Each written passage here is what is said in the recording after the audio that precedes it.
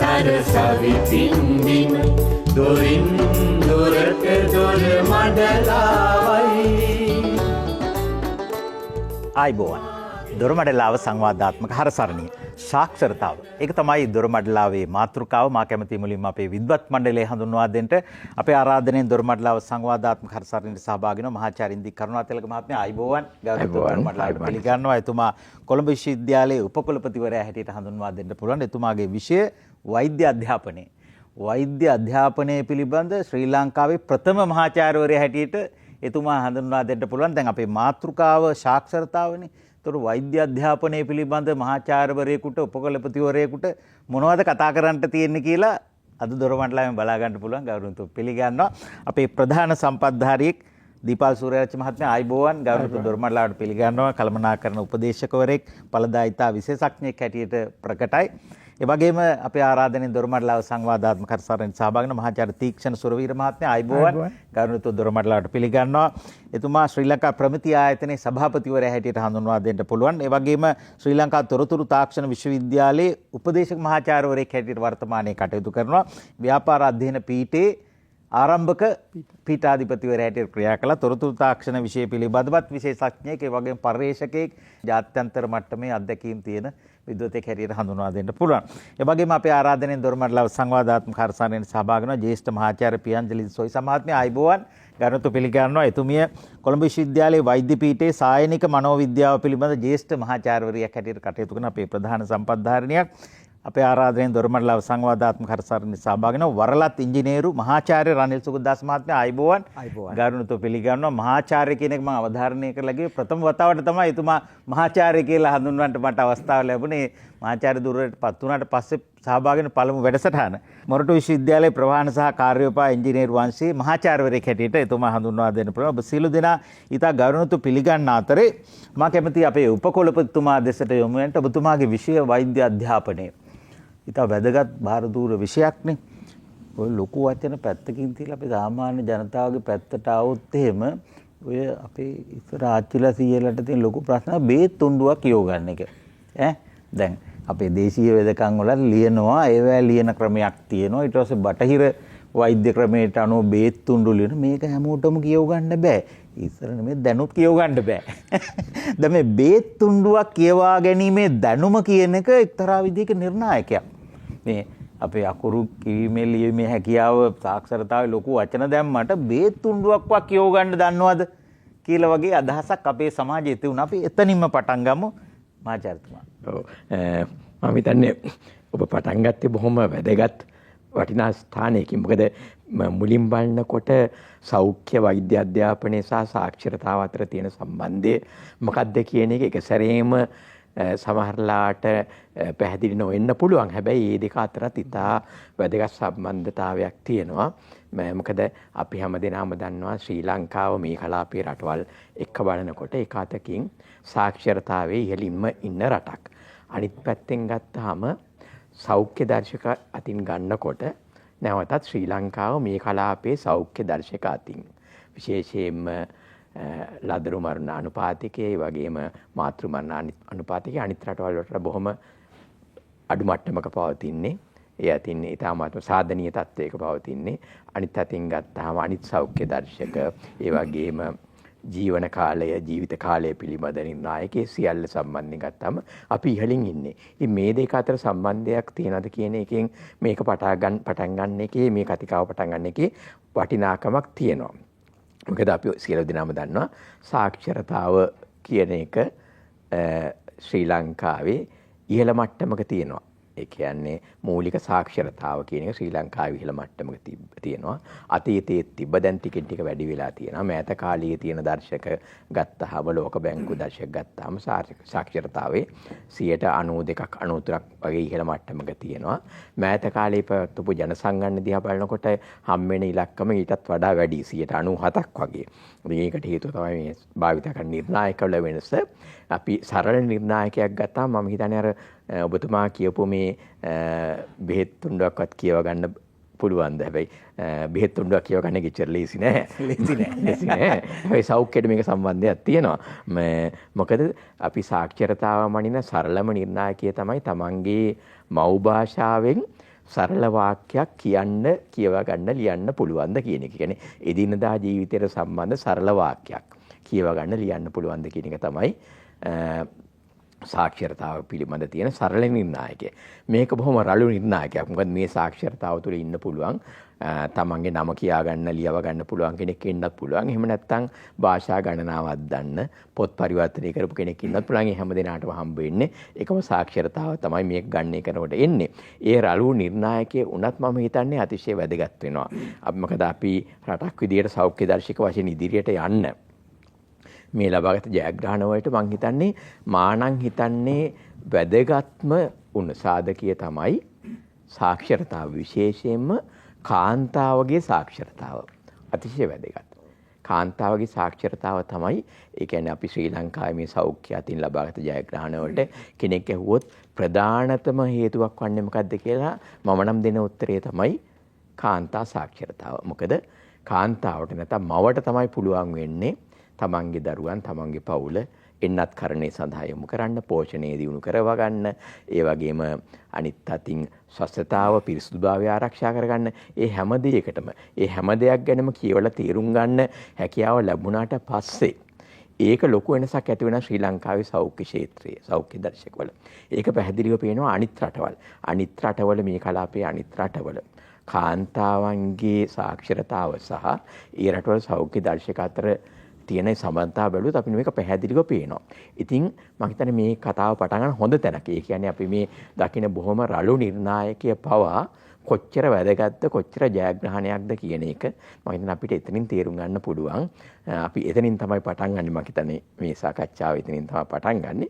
හැබැයි ඉතින් එතනින් එහාට යනකොට අද දවසේ මේ පමණක්ම ප්‍රමාණවත්ද කියන දේකුත් තියෙනවා. ඒ කියන්නේ දැන් කාලේ සාක්ෂරතාව පිළිබඳව ලෝකයේ අවබෝධය ඊට වඩා ගොඩාක් එහාට ගිහිල්ලා කියන තමන්ගේ මව් භාෂාවෙන් වචනයක් දෙයක් කතා කරන්න ලියන්න පුළුවන්ද කියන එක ගොඩාක් එහාට ගිහිල්ලා. විවිධාකාර සාක්ෂරතා තියෙන සාක්ෂරතා ගණනාවක් තියෙනවා. අපි ගත්තොත් අද දවසේ අධ්‍යාපනය ගත්තාම අධ්‍යාපනයේ මූලිකම පියවරනේ මේ අකුරු කියවන්න ලියන්න පුළුවන්ද කියන එක. එතනින් එහාට යන පියවර ගණනාවක් තියෙනවා අධ්‍යාපනයේ අතින් ගත්තාම.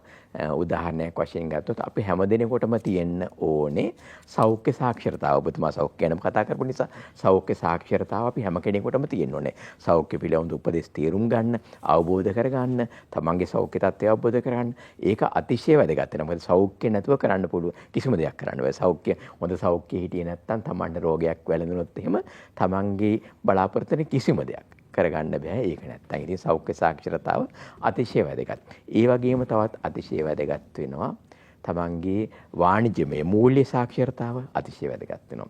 දැන් කාලේ පරිගණක සාක්ෂරතාව නැතුව කිසිම දෙයක් කරන්න බෑ. ලෝකයේ තියෙන නවීන තාක්ෂණික කෘත්‍රිම බුද්ධියක පරිගණක සාක්ෂරතාව තියෙන්න ඕනේ.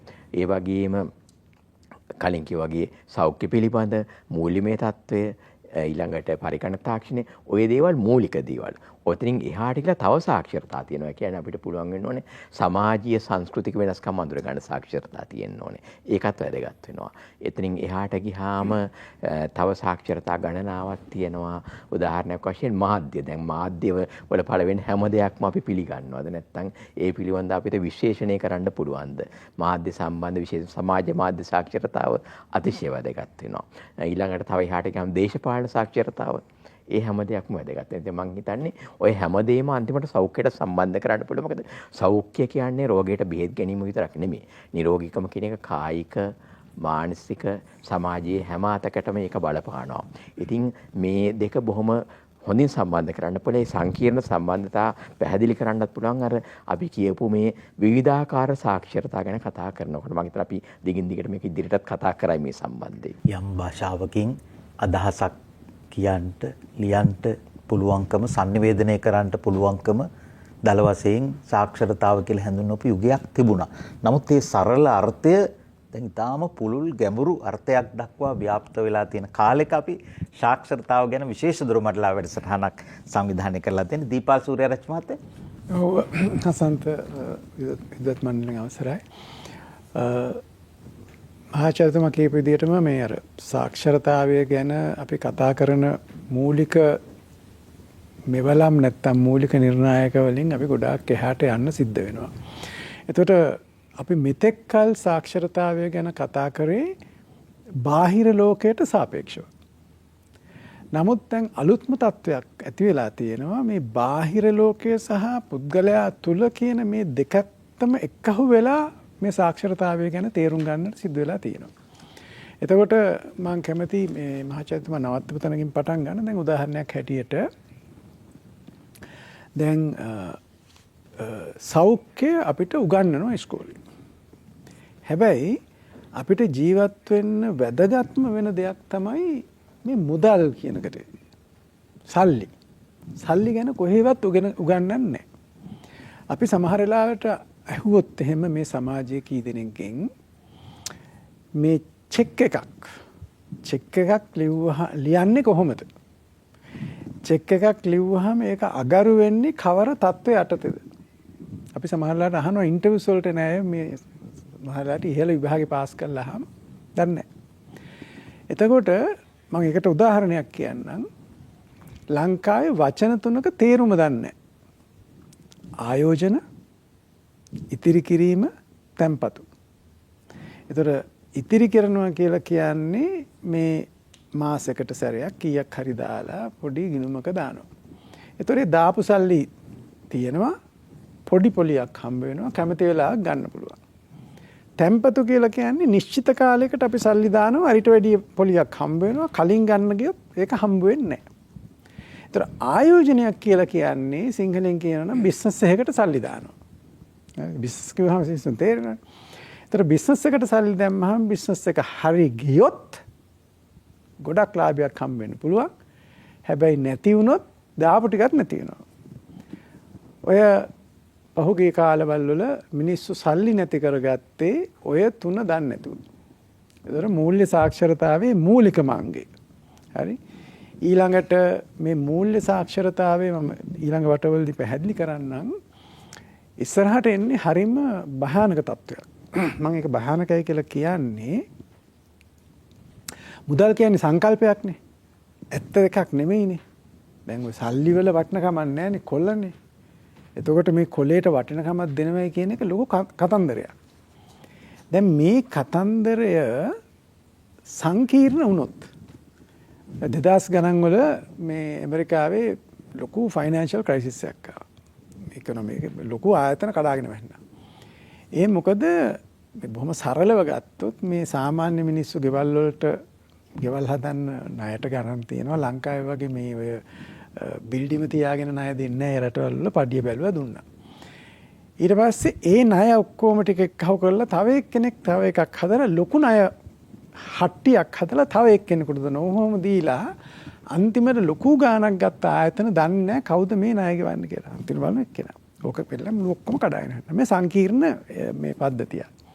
දැන් අද තොරතුරු තාක්ෂණයේ දියුණු වෙලා තියෙන නිසා මුදල් තියෙන ප්‍රධානම සංඝටකය තමයි තොරතුරු කියන එක. එතකොට තොරතුරු වලින් හැදිලා එන දේවල් ඇවිල්ලා අපිට හිතා ගන්න බැරි දේවල් එන්න පුළුවන්. ඒතකොට මූල්‍ය සාක්ෂරතාවය චෙක් එකක් ලියන්නේ කොහොමද කියන තැන ඉඳන් ඉතාම සංකීර්ණ තත්වයකට දියුණු කරගන්න වෙලා තියෙනවා. ඊළඟට මෙතුමා සඳහන් කරා මේ මාධ්‍ය සාක්ෂරතාවය. මීට අවුරුදු 30කට ඉස්සර මාධ්‍ය සහ පුරවැසියා කියලා දෙකොටසක් හිටියා. ඒතර මාධ්‍යකරුවෝ කියලා කට්ටියක් ඉන්නවා, පුරවැසියෝ කියලා අපි ඉන්නවා. ඒතර මාධ්‍යකරුවාට තියෙන්නේ තොරතුරු බෙදා හැරීම. දැන් අද අපි සියලු දෙනාම මාධ්‍යකරුවෝ. එකම වැඩේ තියෙන්නේ අරක අතට ගත්තා බෙදා හැරියා. ඒකේ කිසිම මේ නීතියක් රීතියක් කතාවක් නැහැ.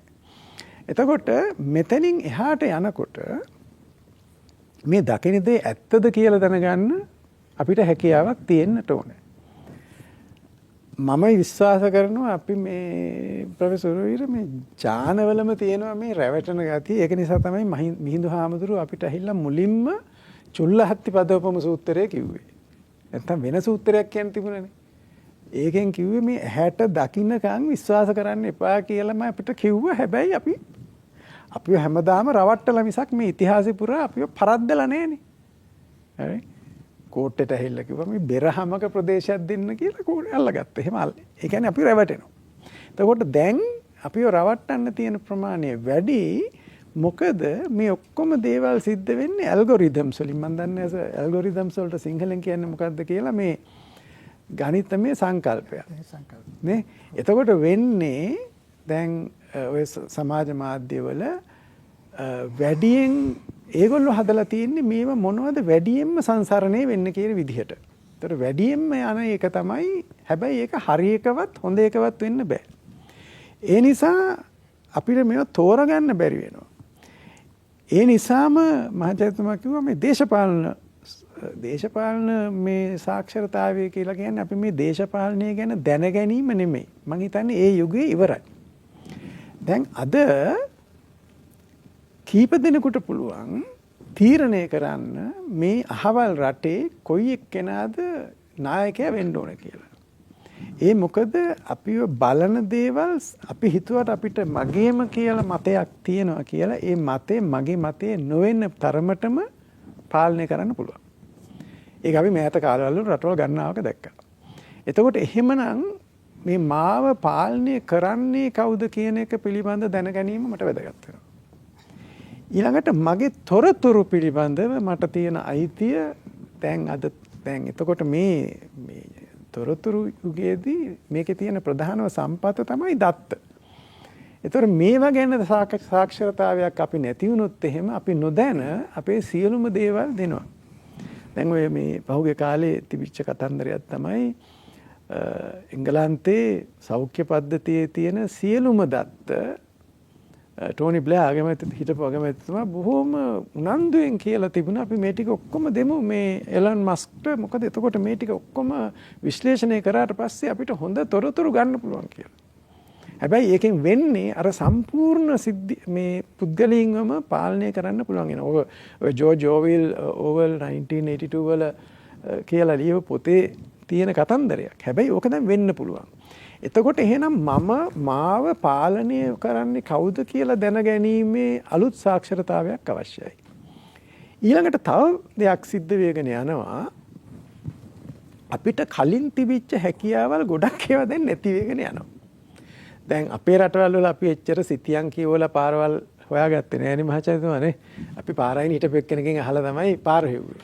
නමුත් දැන් බටහිර රටවල් වල හැමෝගෙම වාහනවල A to Z එක තියෙනවා. ඒගොල්ලෝ සිතියන් කියවලා තමයි ගියේ. දැන් Google Maps ඇවිල්ලා තියෙනවා. එතකොට සිතියමක් කියනවා විතරක් නෙමෙයි උතුර දකුණ දිශාවල් ගැන තියෙන හැඟීමක් නැහැ. එතකොට දිශාවල් දැන් අපිට ටෙලිෆෝන් නම්බර අරම මතක තියාගන්නම බෑනේ. හරි? ඒකට කාරණා දෙකක් තියෙනවා. එකක් තමයි පහසුව අනිත් එක ඉස්සර වගේ නෙමෙයි විශාල හැමෝටම ටෙලිෆෝන් තියෙනවානේ. ලංකාවේ ජනගහනයට 1.2ක් තියෙනවා ටෙලිෆෝන්. ඒ කියන්නේ කෙනෙකුට ෆෝන් දෙකක් විතර කමාරක් විතර තියෙනවා. ඒතකොට නම්බර කොච්චර තියෙනවද මතක තියාගන්න බෑනේ. එතකොට මේ තාක්ෂණය නිසා අලුත් දෙයක් ඇති වෙලා තියෙනවා. මේ අපේ සමහර තිබිච්ච හැකියාවල් නැති වෙලා තියෙනවා. මම දන්නේ ඒකේ ගුණාගුණ මහාචාර්යතුමිය කියේ සමහර විට එකෙන් අපිට වෙන බලපෑම. ඊළඟට වෙන දේ තමයි දැන් මේ AI වලින් හදන සමහර දේවල් වලට අපිට හිතෙනවා ඒගොල්ලන් ඒ AI tool එකට හිතක් තියෙනවා කියලා. ඒ තරම් හදය සංවේදී විදිහට මට උත්තර දෙනවා. එයා හොඳටම දන්නවා මාව තෘප්තිමත් කරන්න. හැබැයි සැබෑ ලෝකේ එහෙම නෑනේ. මං හසන්තට කිව්වොත් එimhe හසන්ත ඔයාගේ ප්‍රෝග්‍රෑම් එකේ බල්ලෙක් බලන්නේ නැහැ කියලා කිව්වොත් එimhe හසන්තට ඔකට හිතරි දෙන්න පුළුවන්. හැබැයි මං ඕකම කිව්වොත් මගේ AI tool එකට I'm very sorry I couldn't meet your expectations, can I improve it? You know? එතකොට මේ විදිහට මම මේකත් එක්ක ගනුදෙනු කරාට පස්සේ මම හුරු වෙනවා හිතන්න මගේ මතේ තමයි හොඳ හරි මතේ. සියලු දෙනාම මට එකඟ විය යුතුයි. එහෙම හිතන සමාජයට හැම ඒගොල්ලෝ ජීවත් වෙන්නේ කොහොමද කියන ප්‍රශ්නේ එනවා. අපි ඒගොල්ලොත් එක්ක කටයුතු කරන්නේ කොහොමද කියලා අලුත් සාක්ෂරතාවයක් එනවා. එතකොට මට හිතෙනවා අපි මේ පිවිසෙමින් ඉන්නේ ටික කාලෙකින් අපිට නම් මේ වැඩේ ප්‍රශ්න ඉච්චර නෑ. දැන් කෙරවලට ඇවිල්ලා ඉඳා. මේ තරුණයාට සෑහෙන ප්‍රශ්නයක් එනවා. මේ වගේ නිරන්තරයෙන් වෙනස් වෙවි යන විදිහට දන්න දෙයට වැඩිය අලුත් දෙයක් ඉගෙන ගැනීම අලුත් සාක්ෂරතාවයක් බවට පත් වෙලා තියෙනවා කියලා මට හිතෙනවා. ඒ කියන්නේ ඉස්සර නම් අපි හිතුවා මට දැන් ඉගෙන ගත්තා මම සිංහල දන්නවා පුළුවන් කියලා. දැන් එහෙම හරියන්නේ නැහැ. දැන් භාෂාව බැරි වුණත් ප්‍රශ්නයක් නැහැ. මේකෙන් කතා බහ කරන්න පුළුවන්. දැන් මේ කොළඹ නගරේ ඉන්න චීන මිනිස්සු ඔක්කොම කතා කරන්නේ ස්පෝක් එකට. සිංහල දන්නේ නැහනේ. ටෙක්ස්ට් ඔක්කොම පුළුවන්. ඉතින් අන්නේ නිසා මේ අලුත් වීම තමයි මට පේන්නේ අලුත්ම සාක්ෂරතාවය කියලා මට හිතෙනවා. පස්සේ කතා කරමු. සාක්ෂරතාව අතින් අපේ රට දකුණු ආසියාවේ ඉහළින් තියෙන රටක් කියන එක කියුණානේ. මාතේ තියෙනවා ජනහා සංඛ්‍යාලේඛන දෙපාර්තමේන්තුව විටින් විට මෙහෙම ඇත්තටම නිකුත් කරන මේ වාර්තා කියවන අඩු එකේ ප්‍රශ්නයක් තියෙනවා. මේ පිළිබඳ සාක්ෂරතාව මේ වාර්තා කියවීමේ නේද සිතියන් කියවීම වගේ මේවා හරීම වැදගත්. විශේෂයෙන් මහ බැංකුවෙන් මැදිහත් වෙලා ඒ වගේ අධ්‍යයන පර්යේෂණ වාර්තා නිකුත් කරන ඒවා කියවන්න ඕන. Tamanටම පරිගණකයක් භාවිතා කළ හැකි ප්‍රතිශතය. නාගරික 52.1. ග්‍රාමීය 36.6. Tamanටම තනියෙන් පරිගණකයක් පාවිච්චි හොඳ රටක් ලංකාව. ඒ අතින්වත් ගත්තාම බලන්න සෑහෙන පිරිසකට පුළුවන් තනියෙන් පරිගණකයක් පාවිච්චි කරන්න. ඒ වගේම වයස 15යි 19 අතර යෞවන වියේ තරුණ වියේ ඉන්න පිරිසගේ පරිගණක සාක්ෂරතාව 75.6ක්. ඒක ඉතින් අහන්න දෙන්නේ අලුත් පරම්පරාව පරිගණක පාවිච්චි කරන ඉතාලම ඉහළ මට්ටමේ තියෙන ඩිජිටල් සාක්ෂරතාව කියලා මනින එකක් තියෙන එකත් ඉතා ඉහළ මට්ටමේ. මම මේ සියලුම සම්පූර්ණ වාර්තා නෙමෙයි දල වශයෙන් මේ සාකච්ඡාවට අදාළ නිසා මතු කරපු කාරණා. පරිගණක සාක්ෂර සමස්ත ලංකාවේම පිරිමි 39.9ක් කාන්තාව 37.1ක්. සමස්තය 38.4ක් අපේ රටේ පරිගණක සාක්ෂරතාව.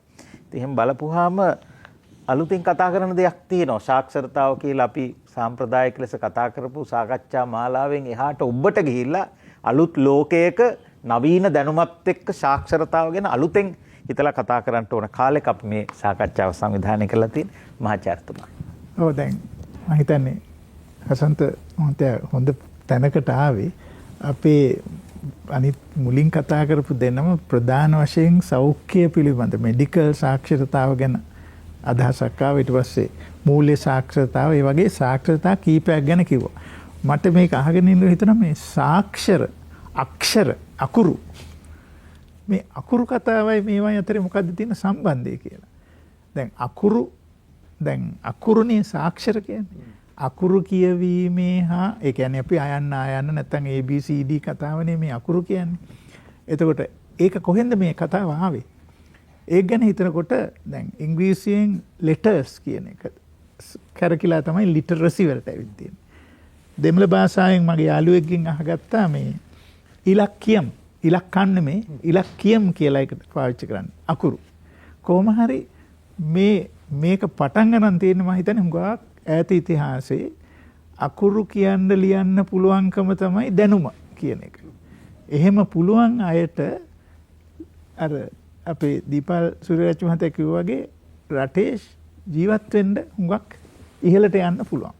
මේ දැනුම දැන් එතකොට ඔය අකුරු කියන්න ලියන්න පුළුවන්කමේ ඉඳලා ඔබතුමා දැන් කිව්වා වගේ තොරතුරු තාක්ෂණ මේ ලෝකෙට එනකොට ඔය සාක්ෂරතාවය කියන වචනේ තේරුමම මම හිතන්නේ අවස්ථාව අනුව කාලය අනුව ප්‍රදේශය අනුව වෙනස් වෙනවා. දැන් එක උදාහරණයක් තමයි තමන්ගේ භාෂාවෙන් ලියන්න පුළුවන්කම සාක්ෂරතාවය කිව්වා. එහෙනම් අපේ රටේ සිංහල එහෙම නැත්නම් දෙමළ එංගලන්තේ ඉංග්‍රීසි. එතකොට අපි එහෙට ගියොත් එතකොට ඒ සාක්ෂරතාවය වෙනස් වෙනවා. එතකොට අවස්ථාවේ හැටියට පළාතේ හැටියට ප්‍රදේශයේ හැටියට කාලේ හැටියට වෙනස් වෙනවා. ඒක නිසා තමයි මම හිතන්නේ මේ සාක්ෂරතාවය කියන වචනේ තාමත් අර මුල් වචනේ පාවිච්චි කරාට තොරතුරු තාක්ෂණ සාක්ෂරතාවය, වෛද්‍ය සාක්ෂරතාවය ඔය වගේ සාක්ෂරතාව හැදිලා තියෙනවා. ඒ පදනමෙන් පටන් ගත්තොත් එතකොට ඔය කියන දැන් අපි මේ අකුරු කියන්න පුළුවන් ඇඟිලි අස්සන ගහනවද නැද්ද කියන තැනින් එහාට ගිය සාක්ෂරතාවයක් තියෙනවා. ඒතර අපි මුලින්ම හිතා ගන්න ඕනේ මේ අපි කතා කරන සාක්ෂරතාවය ඔය එදා කියපු සාක්ෂරතාවය නෙමෙයි. මම මේ ළඟදී පොළොන්නරු ගියාම අර තියෙනවා මේ කළුගල් වල අකුරු කොටලා. ඒත් සාක්ෂරතාවය. ඒ කාලේ ওই සාක්ෂරතාවය හරිම අමාරු ඇති. දැන් පුස්කොළ පොත්වල ලියන කාලේ වෙනකොට ටිකක් ප්‍රසිද්ධ වුණා. මුද්‍රණේ ආවට පස්සේ හැම තැනටම ගියා මේක. අකුරු කියවන්න පුළුවන්කම ඉතාම වැදගත්. දැන් මේ මම මේක ඕෆ් කරලා තිබුණාට මේක පාවිච්චි කිරීමේ සාක්ෂරතාවය. මේ කම්පියුටරේ මේක ටෙලිෆෝන් එක නෙමෙයි. මේකේ ෆොටෝ ගන්න පුළුවන්, මේකේ කම්පියුටරයක් තියෙනවා, මේකේ සංනිධානය කරන්න පුළුවන්, මේකේ එක එක්කෙනාට බනින්නත් පුළුවන්, නොයෙකුත් දේවල් තියෙනවා. එතකොට මේ ටෙලිෆෝන් එක පාවිච්චි කිරීමේ සාක්ෂරතාවය. එහෙමනම් මම හිතනවා මූලික වශයෙන් දැන් ඒක එක පැත්තක්. දැන් අපි මහාචාර්යතුමා මේ උපකුලපතිතුමා කිව්වා වෛද්‍ය සාක්ෂරතාවය ගැන. දැන් ඒතුමයි මෙතුමියයි බැලුවොත් ඒකේ ඉහළ විශේෂඥ දැනුම තියෙනවා. අපි මේ සාක්ෂරතාවය කියන්නේ යන්තම් ජීවිතේ ගැට ගහ ගන්න පුළුවන් වැඩි. දැන් අපි මුදල් අංශ ගත්තොත් බැංකු නිලධාරියෙකුට නැත්නම් බැංකු පිළිබඳ විශේෂඥයෙකුට නැත්නම් මෙතුම වගේ මාකටිං පිළිබඳ විශේෂඥයෙකුට තියෙන සාක්ෂරතාවයයි කඩේකට ගිහින් බඩුවක් ගන්න සාක්ෂරතාවය. ඒකට සාක්ෂරතාවය කියන මං හිතන්නේ පළවෙනි දේ මූලිකව අපේ ජීවිතේ ගොඩ දාගන්න මේ දිනදා වැඩ ටික කරගන්න තියෙන හැකියාව. අපි එතකොට අර සාක්ෂරතාවයේ අර්ථ දැක්වීම අකුරු දැන් ඉස්සර අපේ තිබුණේ අකුරු මැකී නෑ කොළ ගැලවී නෑ. එහෙම නැත්නම් මොකද්ද අකුරු උගෙනුවේ කුමරු සොඳවා ඒ පරණ කාලේ. දැන් අලුත් කවි ලියන්න වෙයි මේ පරිගණක පාවිච්චි කරයි කුමරු සොඳවා කියලා. අන්න ඒ විදිහට පළවෙනි කතාව තමයි සාක්ෂරතාවය කියන එක මේ අකුරු කියන එකෙන් එළියට ගියා. එක දෙවෙනි එක ඒ අවස්ථාව අනුව දෙවෙනි එක අපි අපේ මේ රටේ ලෝකේ ජීවත් වෙනට ගැලපෙන ජීවත් වීමට අවශ්‍ය යම් දැනුම. හැබැයි ඒක විශේෂඥ දැනුම කියන්නේ නෙමෙයි මූලික දැනුම. අපි හැමෝටම දැන් අපි දොස්තර කෙනෙක් නොවුනට බේන් තුණ්ඩුවක් කියවන එක එහෙම නැත්නම් බේත් පෙති ටික දුන්නාම ඒ වෙලාවට ගන්න ඕන කියන එක ඒක සාක්ෂරතාවය. ඒක බොහොම සරලයි පහළ මට්ටම. දැන් ඔය කියන මේ 93% කියලා අපේ සාක්ෂරතාවය කියන එකත් අපි හිතන්න හොඳ නැහැ මේගොල්ලෝ මේ මහා විශේෂඥයෝ පිරිසක් අපේ රටේ ඉන්නේ කියලා. අකුරු යම් නිර්ණායක ටිකක් තියෙනවා. මේක තියෙන තමයි සාක්ෂරතාවය.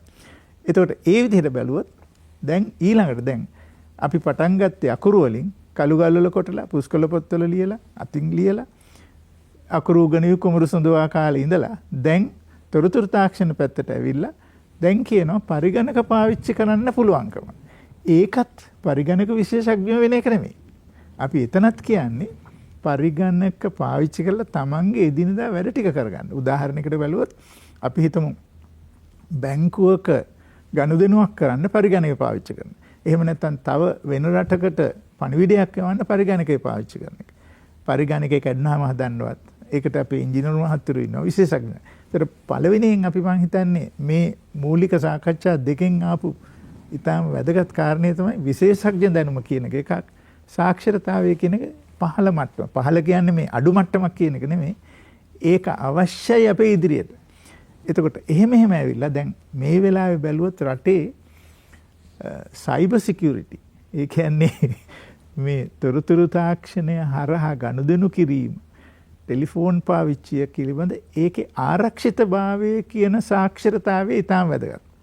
මේ ළඟදී මම දන්න මගේ අක්කා කෙනෙක් එයාගේ ටෙලිෆෝන් එකේ WhatsApp එක හැක් කරලා එයාගේ තව වෙන කෙනෙකුගේ සහෝදරියෙකුගේ දුවෙකුට SMS එකක් යවුවා මෙන්න මෙයාට අදිසි ප්‍රශ්නයක් වෙලා තියෙනවා රුපියල් 10000ක් මෙන්න මේ account එකට දාන්න කියලා. අර ළමයා ඒ සල්ලි දාලා තිබුණා. අන්න සාක්ෂරතාවයේ හිඟකම. මගෙත් ටෙලිෆෝන් එක හැක් කරලා මගේ යාළුවන්ටත් ආවා. හැබැයි යාළුවා මට කතා කරලා අහනවා වෙන විදියකින් ටෙලිෆෝන් කරලා හරි කතා කරලා. එහෙම ප්‍රශ්නයක් තියෙනවද කියලා.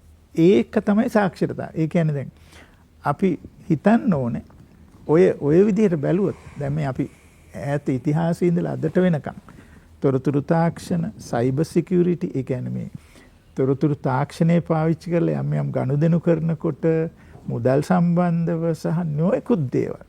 ඊට පස්සේ අපේ දත්ත දැන් මෙතුමා කිව්වා දත් අර මේදුහාමුදුරු කිව්වා කියලා මේදුහාමුදුරු දේශනා කරා කියලා ඇහැට දැකලා අතගාලා බලලා මිසක් විශ්වාස කරන්න එපා කියලා. ඒක ඊටාම වැදගත් සාක්ෂරතාවයක්. ඒ කියන්නේ අපේ සංස්කෘතිය අපේ ආගම් වලින් බෞද්ධ සංස්කෘතියෙන් හැම ඇවිත් තියෙනවා දැකලා කරලා මිසක් විශ්වාස කරන්න එපා කියලා. හැබැයි අපේ සමහර තරුණ කට්ටිය තරුණද කොහොමද දන්නේ නැහැ. පොඩි ටොෆියක් දෙනවා පුතා මේක හරි රසයි කාලා බලන්න කියලා. ඒ ටොෆිය කෑවහම එක සැරයක් ඇඩික්ට් වෙලා නැවත ඒ ටොෆිම ඉල්ලන්න ගිහින් අපි දැන් කියන පොදුවේ කියන කුඩු වලට ඇබ්බැහි වෙන සත්‍යෙට අන්න සාක්ෂරතාවයේ හිඟයක්. ඒ කියන්නේ මේ මූලිකව අපි මිනිස්සු හැටියට මේ ලෝකේ ජීවත් වෙන්න අද ලෝකේ එදා ලෝකේ නෙමෙයි අද ලෝකේ ජීවත් වෙන්න අවශ්‍ය මූලික දැනුම් ටික එකතු කරගන්න එක සහ පාවිච්චි කරන එක සාක්ෂරතාවය තමයි. එතෙන්දී තොරතුරු තාක්ෂණයටත් එනවා. අපි තව ඉස්සරහට ඒක යමු කියලා මට හිතෙනවා. සාක්ෂරතාව කියන පදේ වාචාර්ථයෙන් එහාට ගිහිල්ලා අලුත් අර්ථකථන සහිතව හැබැයි ඒ වචනේමයි. අනේ මොකටද ඒ වචනේම තියන්නේ අලුත් වචනේ හදන්නකෝ කියලාත් කෙනෙක් යෝජනා කරයි. හැබැයි ඒ වචනේ ලස්සනයි. ඒක තමයි මුල. හැබැයි ඒක අරගෙන සමහර වචන තියෙන මුල් වචන තමයි අදත් පාවිච්චි කරන අපි කරන්නේ වෙන වැඩ. අපේ තියෙන සිංහල භාෂාවේ සමහර වචන වල තේරුම දැන් ගවේෂණය කියන්නේ මොකක්ද ඒක තේරුම්න්නේ නේද? නමුත් ගවේෂණය කිව්වම තව ඊට වඩා ගැඹුරු කාර්ය ඒ වගේ වචන තියෙනවා. ඒක හැමම තියාගෙන යනවා. හැබැයි අර්ථකථන පුළුල් වෙලා යනවා. ඉතින් අර මහාචාර්යතුමා කිව්වා වගේ මූලික දැනුම නම් ඒක හොඳටත් පාවිච්චි කරන්න පුළුවන් නරකටත් පාවිච්චි අර කියපුව වගේ යටි කූට්ටු වැඩ මර්සි වැඩ කරන්න දැන් මං කිව්වා හරි ලොකුවට කිව්වා හරි හොඳයිනේ අපේ රටේ Tamanටම පරිගණකයක් පාවිච්චි කළ හැකි ප්‍රතිශතය මෙච්චරයි නාගරික 52යි ග්‍රාමීය 36යි ලොකු ගාණක්. හැබැයි මේ ලොකු ගාණ හොඳටම මේක පාවිච්චි කරනවා. වැඩි දෙනෙක් ඉතා හොඳට යහපත් ලෙස සමහරව අනුන් රවට්ටන්න අංචි අදින්න සමාජට කොටවන්න සමාජයේ ભેද බින්න කරවන්න හොරකම් කරන්න යටිකුට්ටු වැඩ කරන්න මේක පාවිච්චි කරනවා. එතකොට සාක්ෂරතාව කියන ලස්සන වචනේ තේරුමට මොකද වෙන්නේ කියලාත් අපි අහන්න ඕනේ. මේකේ මනෝවිද්‍යානුකූල පැත්තකුත් තියෙනවා. ජේෂ්ඨ මහාචාර්යතුමා. දැන් හසද මහත්තයා අපි දන්නවා අපේ ලෝකය අපි හිතන විදියට බොහොම දියුණු වෙලා තියෙනවායි කියලා. නමුත් දියුණු වීමත් එක්කම පුද්ගලයන්ගේ මානසික සෞඛ්‍ය දියුණු වෙලා තියෙනවද කියලා බැලුවොත් අපි දැකලා තියෙනවා මානසික රෝගී තත්ත්ව බහුල වී පවතින බව. එතකොට තාක්ෂණය අංශයෙන් දියුණු වුණත් පුද්ගලයන්ගේ විෂාදය, කාංසාව, දුක, පීඩනය කියන ප්‍රතිශත වැඩි වෙමින් පවතිනවා. ඒතර ඒ පැත්තෙන් බැලුවොත් මේ සාක්ෂරතාවය මානසික සෞඛ්‍ය පිළිබඳ සාක්ෂරතාවයකුත් තියෙනවා. අපි ඉංග්‍රීසියෙන් කියන එක mental health literacy කියලා. ඒතර මම ටිකක් කැමති ඒක අඳුන්වලා දෙන්න. පසු අපි ඒක අංශ ගැන බලමු. ඒතර mental health literacy මානසික සෞඛ්‍ය පිළිබඳ සාක්ෂරතාවය කියන්නේ පළවෙනි එක තමයි යම්කිසි සමාජයක පුද්ගලයන් දන්නවද මානසික රෝග කියන්නේ මොනවද කියලා. මොකද අපි දන්නා සමහර අය දැන් විෂාදය කියන එක තමයි බහුලතමම තියෙන මානසික රෝගය කියලා අපි අඳුරගෙන තියෙන්නේ. නමුත් අපි දැකලා තියෙනවා අපේ සමාජයේ වෙන රටවලත් යම් කිසි කෙනෙකුට විෂාදය හැදුනහම සමහර පවුලේ අය කියන අයියෝ යා මේ කම්මැලි නිසා වෙන්නේ නැති කාමරය ඇස්සලා තියෙන්නේ. මේ ටිකක් දුක හැදිලා තියෙන්නේ. හැබැයි අතට රෝගී තත්වයක්. කට්ටිය දන්නේ නැහැ ඒක රෝගී තත්වයක් කියලා. එහෙනම් මේ මානසික සෞඛ්‍ය සාක්ෂරතාවයේ එක අක්ෂරයක් තමයි සමාජික පුද්ගලයෝ දන්නවා බහුල වශයෙන් තියෙන මානසික රෝග මොනවද කියලා. ඒකේ ලක්ෂණ මොනවද කියලා. ඒව මොන වගේ වයස්වලදී ඒක එන්න පුළුවන් කියලා. දෙවැනි එක තමයි ඒ මානසික රෝග හැදෙන්නට හේතුන් මොනවද කියලා කට්ටිය දන්නවා. දැන් අපි ඉස්සර දරුවෙකුට ගහන එක සාමාන්‍ය කළ තිබුණා. නමුත් අපි දැන් දන්නවා දරුවෙකුට ගැහුවහම ඒ දරුවට දිගු කාලීනව මානසික රෝගී තත්ත්ව හැදෙන්නට පුළුවන් බව. ඉතින් යම්කිසි සමාජයක මානසික සෞඛ්‍ය පිළිබඳ සාක්ෂරතාවයක් තියෙනවා නම් ඒ සමාජයේ අය දන්නවා මේ වගේ දෙයක් වුණොත් අපේ සමාජයේ පුද්ගලයන්ට එයාට පසු කාලීනව හෝ ඉක්මනින්ම මානසික රෝගී තත්ත්ව හැදෙන්නට පුළුවන්. ඒ නිසා ඒගොල්ලෝ හිතනවා ළමයින්ට ගහන එක අපි නීතිමය වශයෙන් තහනම් කරන් තියෙනවා. පුද්ගලයන්ට ලොකු ආවේගයක් ආවොත් පීඩනයක් ආවොත් අන්න එයාට පසුව මානසික රෝගී තත්ත්වයක් හැදෙන්නට පුළුවන්. ඒව නොවෙන්න අපි වග බලා ගන්න ඕනේ කියලා. ඒක තමයි දෙවෙනි ආශය. තුන්වෙනි එක තමයි මානසික සෞඛ්‍ය පිළිබඳ සාක්ෂරතාවය වැඩි වෙන්න ඒවා ඒ රෝගී තත්ත්වයේ තියන අයට අවශ්‍ය සේවාවලුත් තියෙන්නට ඕනේ. because sometimes සාක්ෂරතාවය තියෙනවා. කට්ටියට අඳුන ගන්නත් පුළුවන් මෙයාට තියෙන මේ රෝගය. මෙයාට තියෙන මේ මානසික තත්ත්වය. හැබැයි ඒවට යන්නේ කොහෙන්ද? සේවාවන් ලබා ගන්නේ කොහෙද? මොන වගේ වෛද්‍යවරයෙක්ද හම්බ වෙන්නේ? මනෝවිද්‍යාඥවරයෙක්ද, මනෝවෛද්‍යවරයෙක්ද, උපදේශකවරයෙක්ද, මනෝචිකිත්සකවරයෙක්ද කියලා දන්නේ නැත්නම් එතන ප්‍රශ්නයක් තියෙනවා. එහෙනම් අපි කෙටියෙන් බැලුවොත් මානසික සෞඛ්‍ය පිළිබඳ සාක්ෂරතාවය කියන්නේ ඒක දැන් අපි දැක්ලා තියෙනවා බටහිර සමාජවල හසන්ත මහත්තයා මානසික සෞඛ්‍ය පිළිබඳ සාක්ෂරතාවය වැඩි අපේ රටවලට වඩා. මොකද ඒගොල්ලන්ගේ දැනුවත් කිරීම ප්‍රෝග්‍රෑම්ස් වැඩිපුර තියෙනවා. ඒතර ඒගොල්ලන්ගේ පුද්ගලයන් සේවාවන් වලට යන්න ප්‍රවණතාවය වැඩි අපේ රටවලට වඩා. සෝ කෙටියෙන් බැලුවොත් ඒක තමයි අපි කියන්නේ මානසික සෞඛ්‍ය පිළිබඳව සාක්ෂරතාවය කියලා. අපේ උපකුලපතිතුමා ආරම්භයේදීම කදිම පැහැදිලි කිරීමක් කළා මේ එතුමා වෛද්‍ය අධ්‍යාපනය පිළිබඳ මහාචාර්යවරයෙක්නේ. අපේ රටේ සෞඛ්‍ය සහ වෛද්‍යමය අංශය පිළිබඳ ජනතාවගේ දැනුවත්කම. ඒ දැනුවත්කම ගැන අමාරු දන්නව වැඩිද කියලා හිතන වෙලාවලු තියෙනවලු මේ දොරමඩලාවට මේන වෛද්‍යවරු එහෙම කියන්නේ. රෝගී ඇවිල්ලා දොස්තර මහත්තයාට කියනවලු ලෙඩේ. ඒ තරම් දන්නවද දිනුනේ.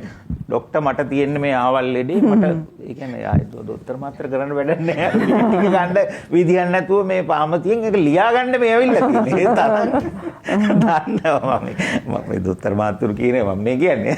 ඒ කියන්නේ සාක්ෂරතාවේ ඉහළටද මනෝවෛද්‍ය පැත්තනේ කිව්වේ මා එක්කම කියලා දෙන විශේෂඥ මනෝවෛද්‍යවරු මෙයා කෙලින්ම ඇවිල්ලා මට තියෙන ආවල් ડિප්‍රෙෂන් මේ තත්ත්වයේ මම ඉන්නේ මට බෙඩ් ටික දෙන්න වගේ තමයි ඩයග්නෝස් කළා ඉවරයි. ඒක කියන ඔක්කොම දන්නවා. ඒ හැබැයි ඒක හොඳ පැත්තක් තියෙනවා. අපි මේ නිකන් ඒක හාස්‍යයට ලක් කරන්න හොඳ නැහැ. සාමාන්‍ය ජනතාව පොතපත කියලා මේ අන්තර්ජාලයේ ගිහිල්ලා තොරතුරු හොයලා එයා හිතනවා මගේ රෝග ලක්ෂණත් එක්ක ඉතින් ඇත්තට විනාඩි 10 15ක් බලනකොට එයා දවස් ගානක් ඉතින් මේක බලලා එනකොට දන්නවනේ. නෑ හොඳ පැත්තකුත් තියෙනවා ඒකේ. හැබැයි මට වෛද්‍යවරුම කියනවා දන්නවා වැඩිලු සමහරු. ඒ කියන්නේ ලෙඩ ටිකයි ඔක්කොම මහාචාර්යතුමා. ඔව් ඇත්තටම මේ සාක්ෂරතාවය කියන්නේ ඉතාමත් වැදගත් මාතෘකාවක්. මට තේරෙන විදිහට මේ සාර්ථක මේක තියෙන්න සාක්ෂරතාවයේ තියෙන්න සාර්ථක වීමේ හැකියාව වැඩි වෙනවා. දැන් අපි මීට අවුරුදු 50ක අතීතයට ගියොත් ඒ කාලේ ඔප්පුවක් කියව ගන්න පුළුවන් පුජ්‍යලයා. අස්සනක් ගහන්න පුළුවන් පුජ්‍යලයා ඒ ගමේ හිටිය අනිත් අයට වඩා ධනවත් බලවත් ශක්තිමත් පුජ්‍යලෙක්. බලය කියන එකක් ගොඩ නැගුණා නේද? සාක්ෂරතාවයත් එක්ක බලය අනිවාර්යෙන් එනවා. ධනයත් එනවා, බලයත් එනවා, ගෞරවයත් එනවා. දැන් ඔබතුමා මේ දොරමඩලාව මේ තරම් කාලයක් කරගෙන ඇවිල්ලා තියන්නේ ආචාර්ය හසන්ත මහත්තයාට ඉතා මනා සාක්ෂරතාවයක් තියෙනවා ශ්‍රී ලංකාවේ සංස්කෘතිය සහ රූපවාහිනී බලන්නන්ගේ රුචිකත්වය සම්බන්ධ. නැත්තම් මේ වගේ ප්‍රෝග්‍රෑම් එකක් නැත්තම් අටපට්ටම වගේ ප්‍රෝග්‍රෑම් එකක් මෙච්චර කල් එන්නේ නැහැ.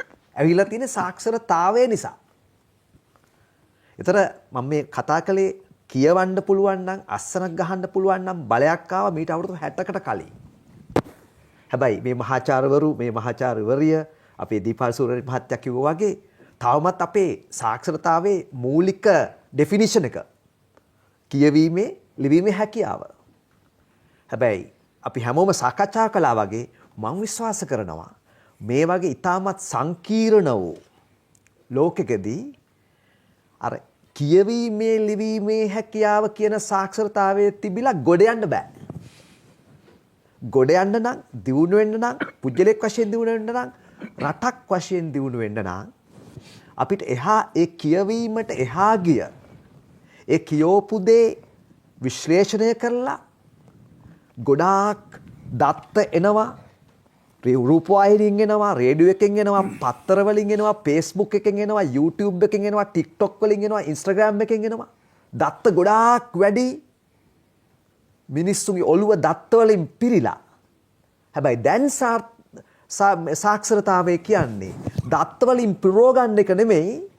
ඒ දත්ත ටික විශ්ලේෂණය කළා හරි තීරණයට අවශ්‍ය දත්ත ටික සුද්ධ කළා වැරදි දත්ත ටික අයින් කළා අර දීපාල් සූරජ් මහත්තයා කිව්වාගේ රැවටෙන්නේ නැතුව අපි හරි තීරණ ටික අරගෙන ක්‍රියාත්මක කිරීමේ හැකියාවට.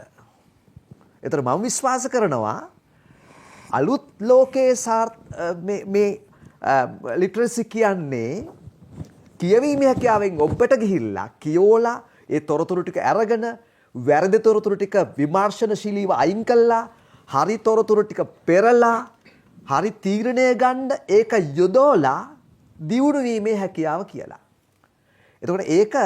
එතකොට එහෙම ගත්තාම මේ ලිටරසි එක කියන එක ඉතාමත් වැදගත් වෙනවා රටක් විදියට අපිට ඊළඟ මට්ටමට යන්න. මම සරල උදාහරණයක් වශයෙන් ගත්තොත් ජියෝපොලිටිකල් ලිටරසි. ඒ කියන්නේ භූ දේශපාලනීය අවබෝධය රටක් පාලනය කරද්දී විතරක් නෙමෙයි ව්‍යාපාර කරද්දී පොලිසි ඩිසිෂන් ගනිද්දී ඒ කියන්නේ රටක් වෙනුවෙන් ඊළඟ අවුරුදු 20ට තීරණ ගනිද්දී ඒ රටේ අධ්‍යාපන ප්‍රතිපත්තිය හදද්දී ඒ රටේ කර්මාන්ත ප්‍රතිපත්තිය හදද්දී ඒ රටේ ළමා පරපුර ගැන තීරණ ගනිද්දී වැඩිහිටි පරපුර ගැන තීරණ ගනිද්දී ඒ රටේ සැපියුම් දාම ගැන තීරණ ගනිද්දී තාක්ෂණය ගැන තීරණ ගනිද්දී එතකොට ජියෝපොලිටිකල් ලිටරසි ඒ කියන්නේ භූ දේශපාලනීය සාක්ෂරතාවය හැමෝටම තියෙන්න ඕනි. ඒක තිබුණ නැත්නම් වෙන්නේ අපි ආයෙ අහු වෙනවා. අර පෘතුගීසින්ට ලන්දේසින්ට සමහරට ඒ කාලේ අහු වුණා වගේ. ඒතර ඒක ඉතාමත් වැදගත් ලිටරසි එකක්. ඒතර ඒ ලිටරසි එක නැත්නම් දැන් කාලේ ආයතනයක කළමනාකරුවෙක් විතරක් වැඩ කරන්න බෑ. හේතුව මේ ලෝකෙ ඉතා වේගෙන් වෙනස් වෙනවා.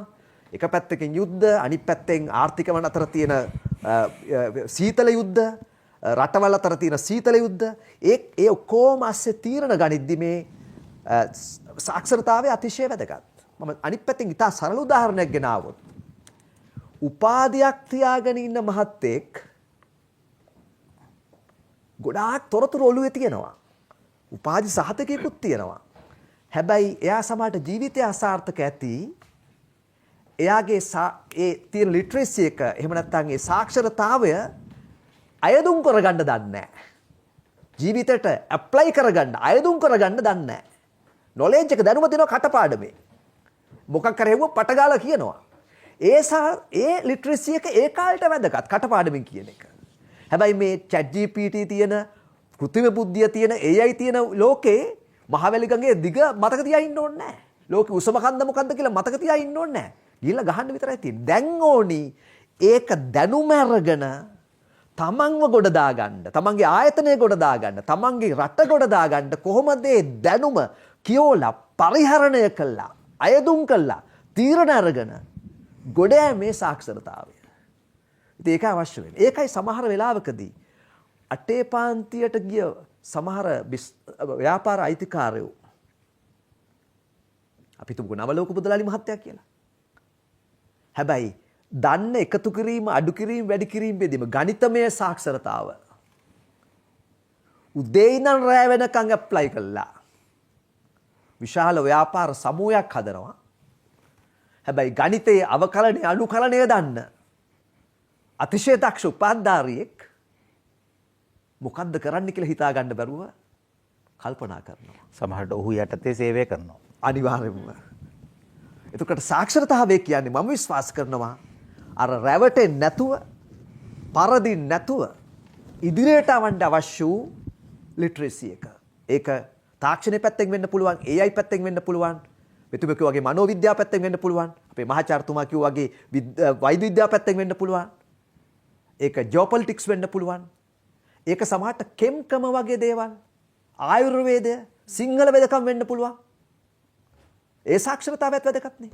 දැන් අද ගත්තොත් තරුණෙක් පරිගණක ලිටරසි ගොඩක් වැඩි සමහර තරුණයින්ට. ඒගොල්ලෝ ඒ පරිගණක සාක්ෂරතාවේ පාවිච්චි කරලා ඩොලර් වලින් හම්බ කරනවා.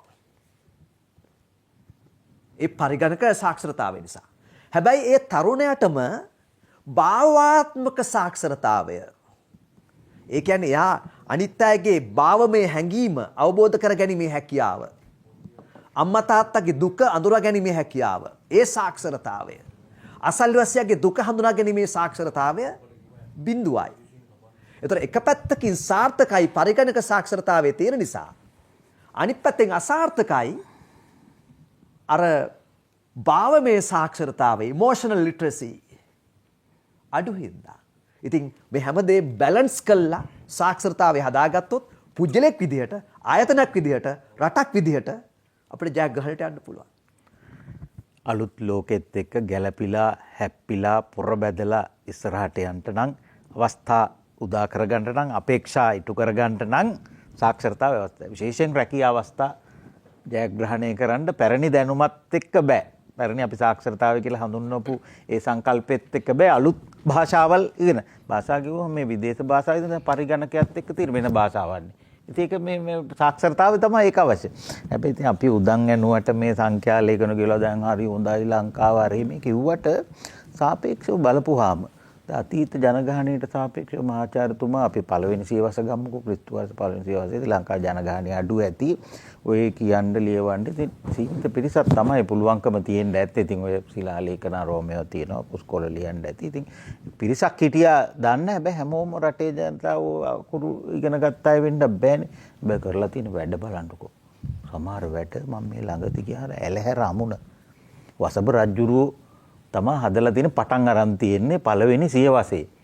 අබංගඟ හරෝලා ගල් මේකට තියලා මොකද්ද බදාමෙකුත් හදාගෙන ඒ කාලේ හැටියට ඕක තියලා හදලා ඇලහැර අමුණ හරෝලා වතුර පාර හරෝගෙනනේ මේ රජරට පැත්තට හරෝගෙන අර ඇලහැර යෝධ ඇල විස්මිත නිර්මාණයක් නේ. ඕක ගෙනිලා ඒ වෙනකොටත් මහවැව් හදන්න හිතලා තිබුණේ අපේ අය. පස්සේ මහසෙන් රජුරුව, පරාක්‍රම බාහු රජුරුව, මහ විජයබාහු රජුරුව මහවැව් හැදුවේ මේකෙන් උත්තේජනයක් අරන්. මේ වතුර පාර උඩහා තියෙන ටික අපිට හරව ගන්න පුළුවන්. වතුරෙන් අපි හදමු කියලා පස්සේ හැදුවා. දැන් බලන්න ඕ වැඩ කරපු මිනිස්සු ගණිතමය සාක්ෂරතාවය තිබුණේ නැද්ද? ඕ හරියට කිරලා මැනලා තියලා හදන්න. සිතියන් සාක්ෂර ඕක මේ මහ පොළොව අධ්‍යයනය කරන්න හැම්මෙන් කොහෙද ගලන්නේ පොළොවේ හැඩේ මොකද්ද? අපි සමෝච්ච රේඛා ගැන මේ දැන් කතා කරනවා. මේ දැනුම තිබුණ නැත්ද? ඒකේ උපයෝගීතාවය පාවිච්චි කරලා තියෙන විදිහ විස්මිතයි. අද මේ සියල්ල තියාගෙන අපි කරන්නේ මොනවද කියලා හිතන තරම් විස්මිත දේවල් අපේ තියෙනවා. මම මේ අතීත කාමයෙන් කතා කරනවා නෙමෙයි නිදසුන් තියෙන නිසා කියන්නේ. සාක්ෂරතාව ගැන කතා කරන්නේ මට අවශ්‍ය දෙන පාලක මැදට යන්න පණිවිඩ කීපයක් සඳහා.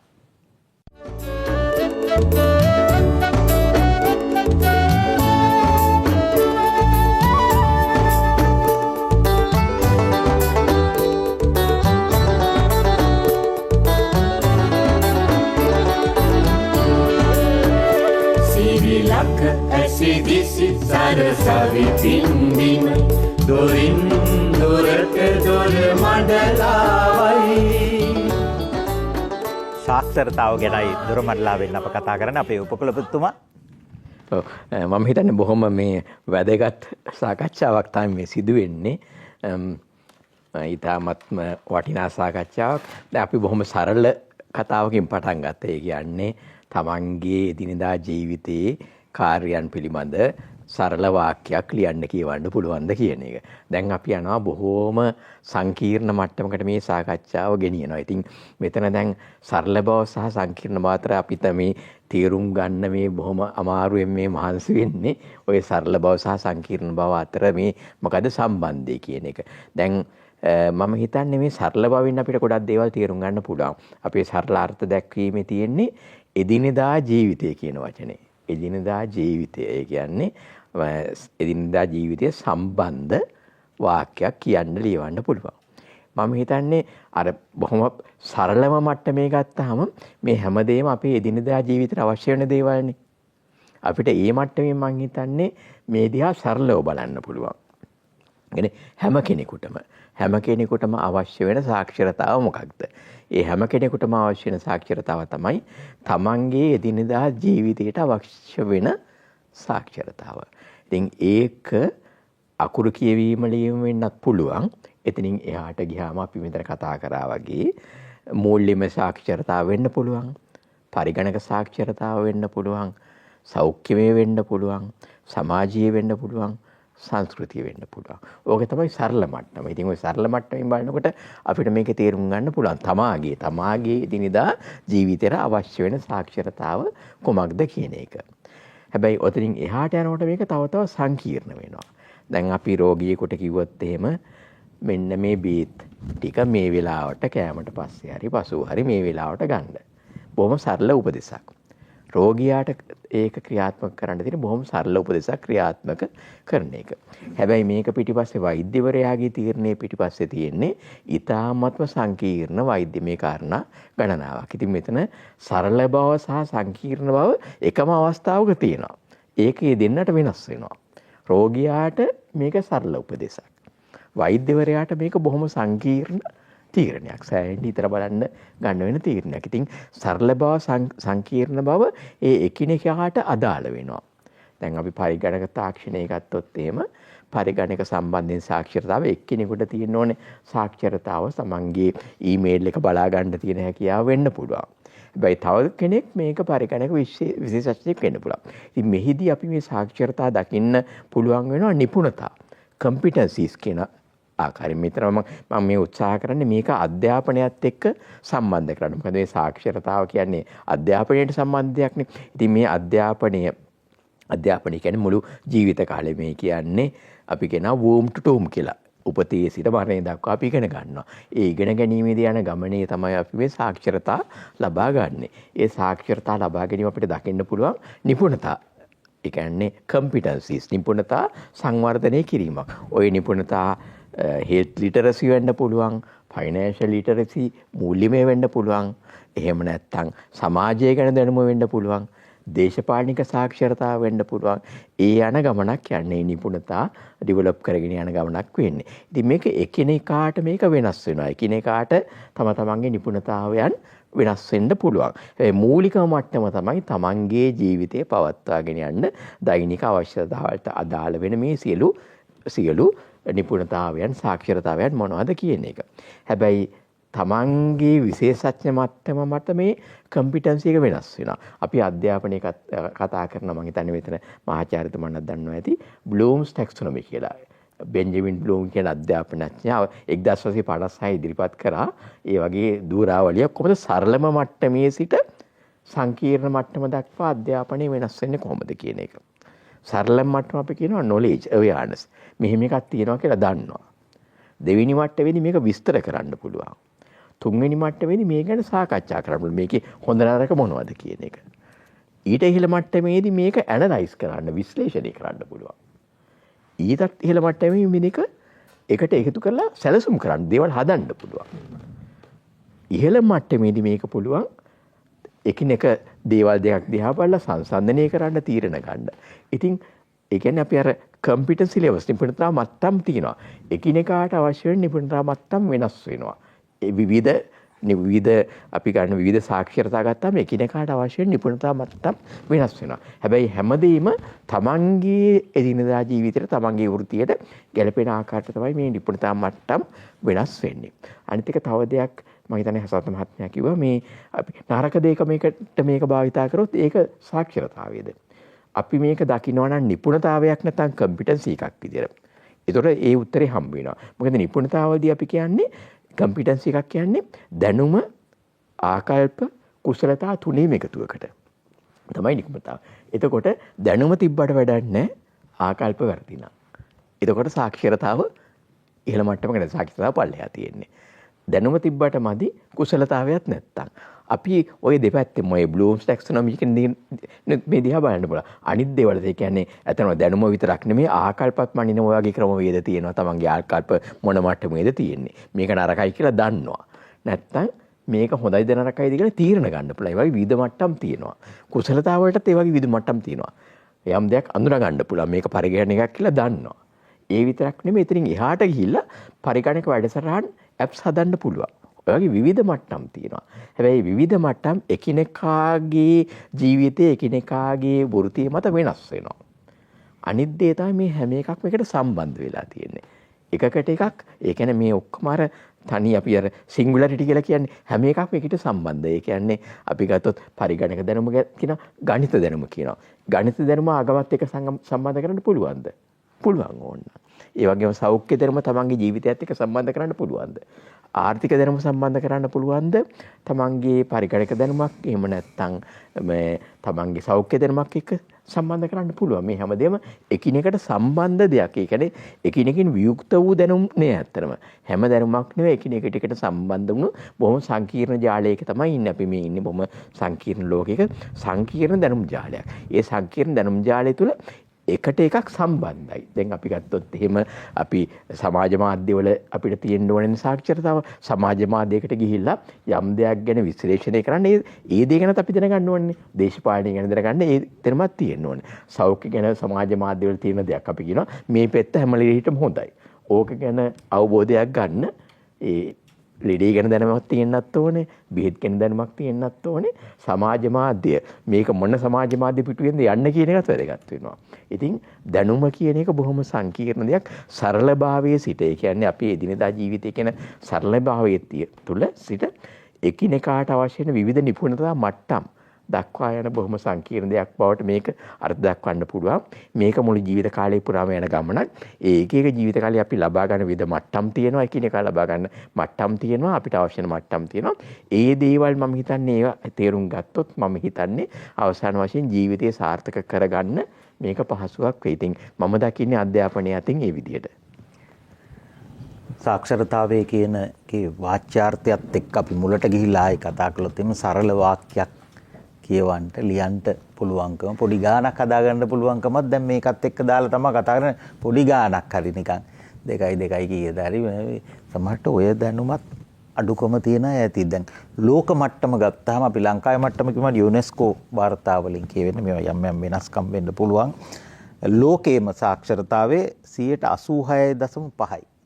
මම වැරදි නැහැ කියන්නේ ලෝකේ ජනගහණයෙන් 86.5කට තමයිලු පුළුවන් ඔය මූලික දැනුම තියෙන්නේ. එතකොට 13යි ගානකටම බෑ නේද? ඒ කියන්නේ මේ මූලික දැනුම නැහැ කියන එක.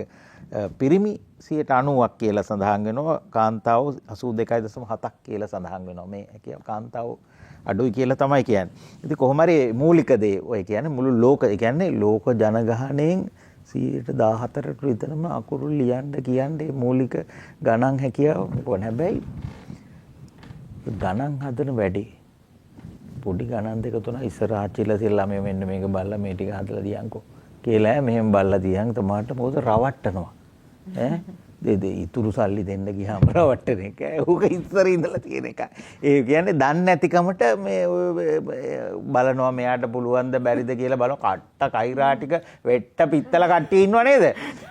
මේ මාමට මේ ගණන් බෑ. හරිද? මෙයාගේ ටිකට තුට්ටු දෙකට තට්ටු කරන්න පුළුවන් කියලා ඒ බැරිකම ඒ සාක්ෂරතාවයෙන් නැතිකම පාවිච්චි කරලා තියෙනවා. එහෙම අය කොයි රටෙත් ඉඳලා තියෙනවා. හැබැයි අදත් වැඩි වෙනවනේ. ඈ අර මෙතුමා හිතක් අදිමට කිව්වා මේ සමහර දන්නව අහු වෙනවා. සමහරු දන්නේ නැති හින්දා අහු වෙනවා. දීපල් සූර්යරච්චි මහත්තයා. අර එතුමා කියන්නේ බලයක් පිළිබඳ ප්‍රශ්නයක් නේද? මේක දන්නවනේ. දැන් මම කැමතියි අපට පැහැදිලි කරන්න මේ දැන් අපි මේ කතා වුණේ මේ ජීවත් වෙන වැඩේනේ. දැන් මෙතන ඉතාල වැදගත් තැනකට ගෙනාවා සාකච්ඡාව මේ දැන් ඉස්සර වගේ මේක සරල රේඛීය කතන්දරයක් නෙමෙයි මේ ඔක්කොම දැන් මේ ඔක්කොම අච්චාරු වෙලා තියෙන්නේ. දැන් අර මේකට ටෙලිෆෝන් එක කිව්වට මේක කතා කරනවා අර තා ගොඩාක් ජීවල් කරන්න පුළුවන්. ඉතින් අර පුරුද්දට ටෙලිෆෝන් කියලා කියනවා. හරි? ඊළඟට දැන් අපි වාහනයක් ගත්තයින් පස්සේ අපි තාම කියන්නේ එලවනවා කියලානේ. දැන් එලවන්නේ හරකුන් කරේ මේ මිසක් වාහන දැන් මේ වාහන වල එලවන්න දෙයක් නැහැ. දැන් මේ ගිය මේ මාසේ මැද හරියේ චීනේ මොකද්ද අගනුව කොහේ හරි ලොකු ටවුමක ඔක්කොම මේ ඩ්‍රයිවර්ස් කැබ්ස් ටික සොෆ්ට්වෙයාර් අප්සෙට් එකක් කළා මුළු නගරෙම හිර වුණා මේ. එතකොට දැන් ඩ්‍රයිවර් නැහැ. හරි ඉතින් අර සින්දුවකුත් තියෙන්නේ. ඒතර මෙන්න මේ සන්දර්භයක් නේ තියෙන්නේ. ඒ නිසා මම පුංචි උදාහරණ කීපයක් අරගන්නම් මේකේ තියෙන මේ බැරෑරුම්කම පැහැදිලි කරන්න. මෑතකදී යුරෝපයේ කරපු සමීක්ෂණයකදී විශ්වවිද්‍යාල ශිෂ්‍යයන්ගෙන් 75%කට තේරෙන්නේ නැහැලු තමන්ගේ මේ ක්‍රෙඩිට් කාඩ් එක මැනේජ් කරන්න. ණය කාඩ් එක මැනේජ් කරන්න. දැන් අපි රටක් හැටියට අපි දැන් කතා බහ කරනවා අපි යන්න ඕන කියලා මේ කෑෂ්ලස් සොසයිටි එකකට. කියන්නේ මේ සාක්කුවේ සල්ලි ගෙනියන්නේ නැති දෙකට. එතකොට මෙතෙන්ට ගෙනියන්න නම් දැන් ඉස්සර අපේ තිබුණා සල්ලි අපි සාක්කුවේ දාගත්තාම පික් පොකට් ගහන එක තමයි අපිට තිබිච්ච බය. ඒතකොට සාක්කුව පරිස්සම් කරගන්න අපි උඩ සාක්කුවේ දානවා. හොර සාක්කු කියලා જાතියක් ඉස්සර අපිට තිබුණා. කීප පොලක සල්ලි හංගනවා. ඒ වගේ ගොඩක් જાති කරලා මේ සල්ලි නෝට්ටු ටික පරිස්සම් කරගත්ත මේ ජීවත් වෙන්න. ඒතර අපේ මේ මුදල් කියන මේ කාසි සහ නෝට්ටු වලින් තොර පරිසරයකට යනකොට අපි මොනතරම් දැනුවත් වෙන්න ඕනේද කියන එක පිළිබඳව අපි කතා කරන්න ඕනේ රටක් හැටියට. එතකොට දැන් අපිට සරල දෙයක් අපි ගමු. දැන් අපි පොලට යනවා. පොලට යනකොට සල්ලි අරගෙන ගියාම Tamanට සල්ලි ඉවර වෙනකොට දැනෙනවා. රුපියල් 1500ක් අරන් ගියා ටිකක් දුර යනකොට දැන් 1500 ඉවරයි. දැන් ඉතින් මූ ගන්න බෑ. දැන් ආපහු හැරලා එනවා.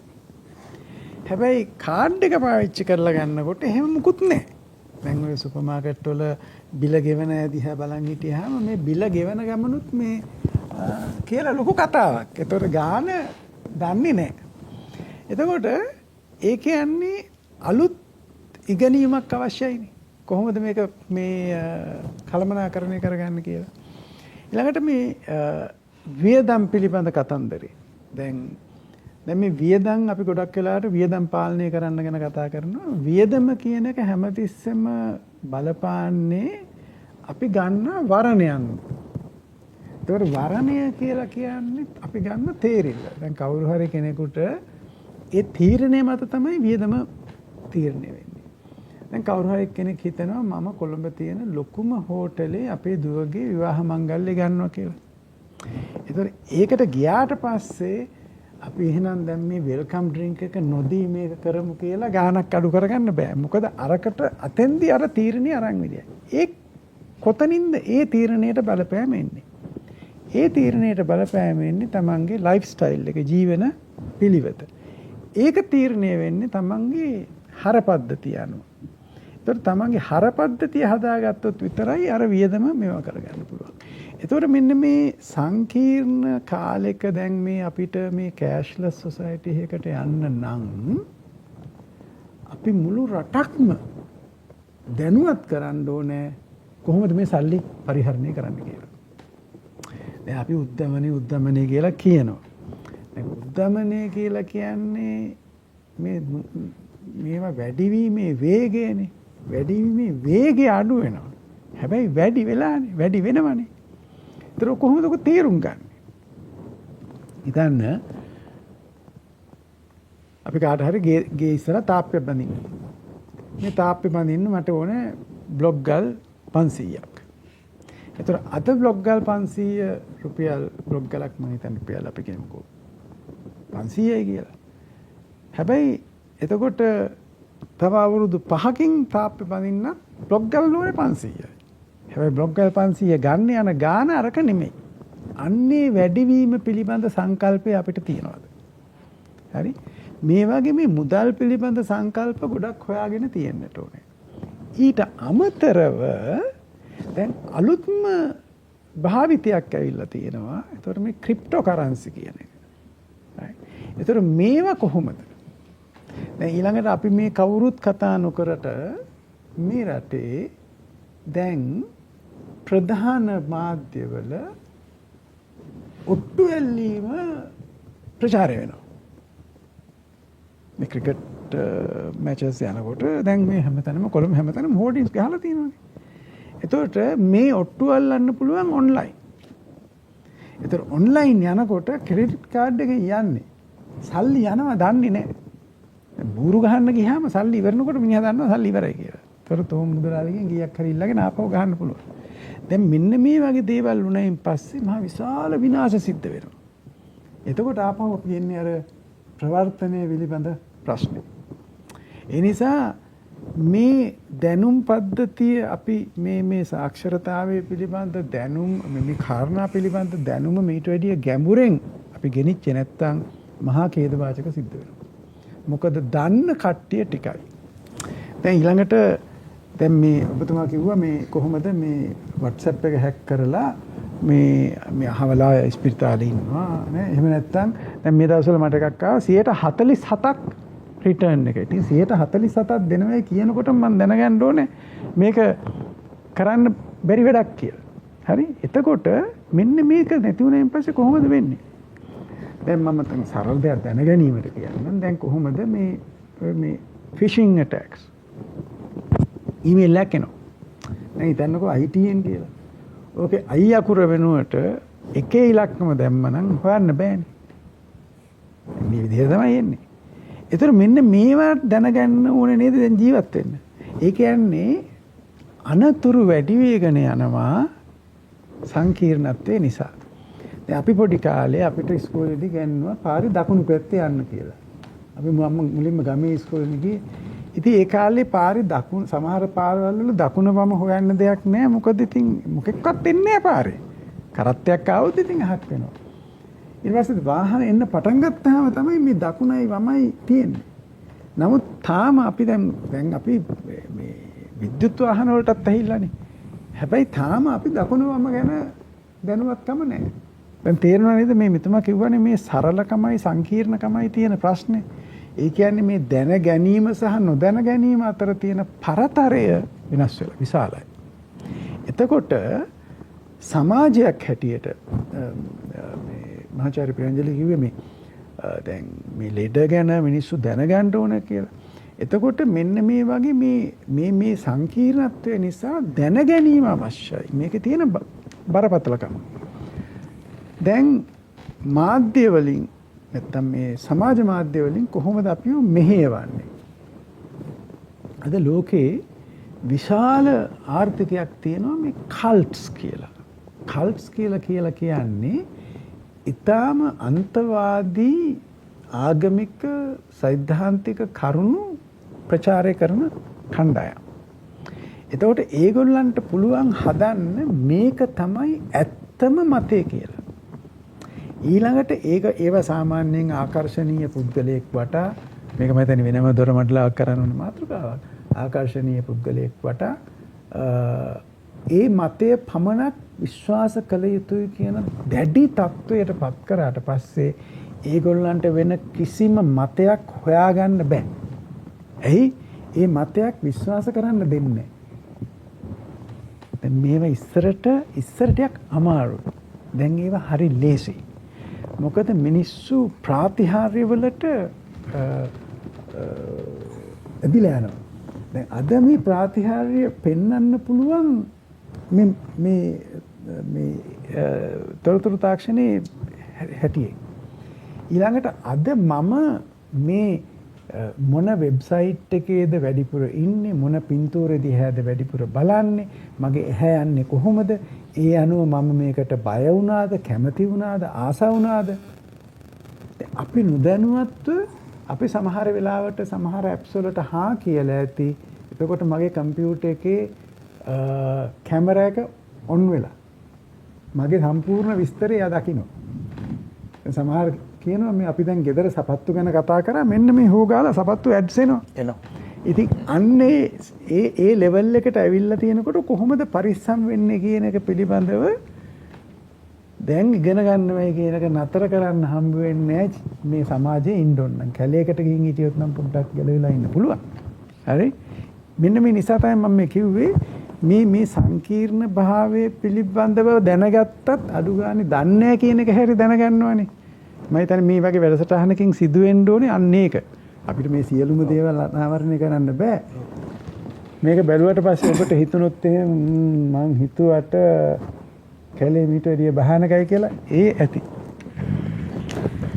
සාක්ෂරතාව ජීවත් වෙන්න ඉතා වැදගත් මාතෘකාවක්.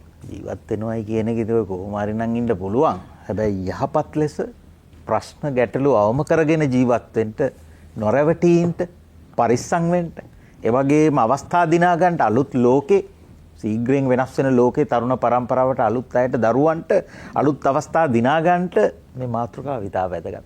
අම්මලා තාත්තලාට දරුවෝ පරිස්සම් කරගන්න, උගන්වන්නට, ඉගෙන ගන්නට වැදගත් මාතෘකාවක් නිසා තමයි සරල අර්ථයේ ඉඳලම අපි සංකීර්ණ තැනටම අරන් යන්නේ මේ මාතෘකාව සාක්ෂරතාවය නමින්. මට අවසර දෙන්න පාලක මන්ත්‍රීයන්ට පණිවිඩ කීපයක් සඳහා.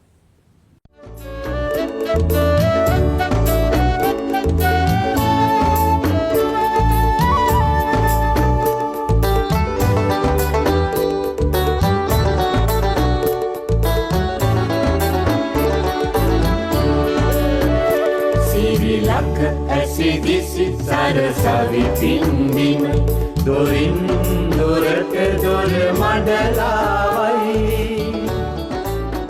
සාක්ෂරතාව ගැනයි දොරමඩලාවෙන් අප කතා කරන්නේ. ලංකාවේ සාක්ෂරතා මට්ටම අපි මුලින් මතක් කළා. ලෝකයේ මට්ටම මතක් කළා. වැඩිම රටවල් මොනවද? සාක්ෂරතා ඉහළ මට්ටම 100%ක් වගේ කිට්ටුවම ආසන්නවම තියෙන රටවල් අතරේ තියෙනවා ෆින්ලන්තේ, උස්බෙකිස්තානයේ තියෙනවා, වතිකානේ පුංචිම රටක් නේද? ඉතාලියම ළඟ තියෙනවා. ඒවා ඉතාලම ඉන්න 100% වගේම තියෙනවලු. ඒතකොට අඩුවෙන්ම තියෙන රටවල් අතරේ දකුණු සුඩානේ 27%යි. ඇෆ්ගනිස්තානයේ 28.1යි. එහෙම රටවලුත් තියෙන 127යි කියන්නේ ඉතින් බලන්නකෝ කීයකට බැරිද කියලා. රටේ ජනගහණයෙන් මේ 3/1 විතර තමයි අකුරු ලියන්න කියන්න හැකියාව. එහෙම රටවලුත් තියෙනවා. ඒ අතින් ගත්තාම ලංකාව ඉහළ මට්ටමක තියෙනවා. අපේ පරිගණක සාක්ෂරතාවය, ඩිජිටල් සාක්ෂරතාව මේවා ඉතා ඉහළ මට්ටමේ තියෙන රටක් කියන එක අපි කිව්වා. ඒ මට්ටම් වල තිබ්බට වැඩ මට්ටමට තියෙනවද කියන එක ටිකක් කතා කරන්න උවමනාවක් තියෙනවා මහාචාර්යතුමා. දැන් එතනදී දැන් මෙතෙන්ට දැන් අපි ඇවිල්ලා ඉන්නේ.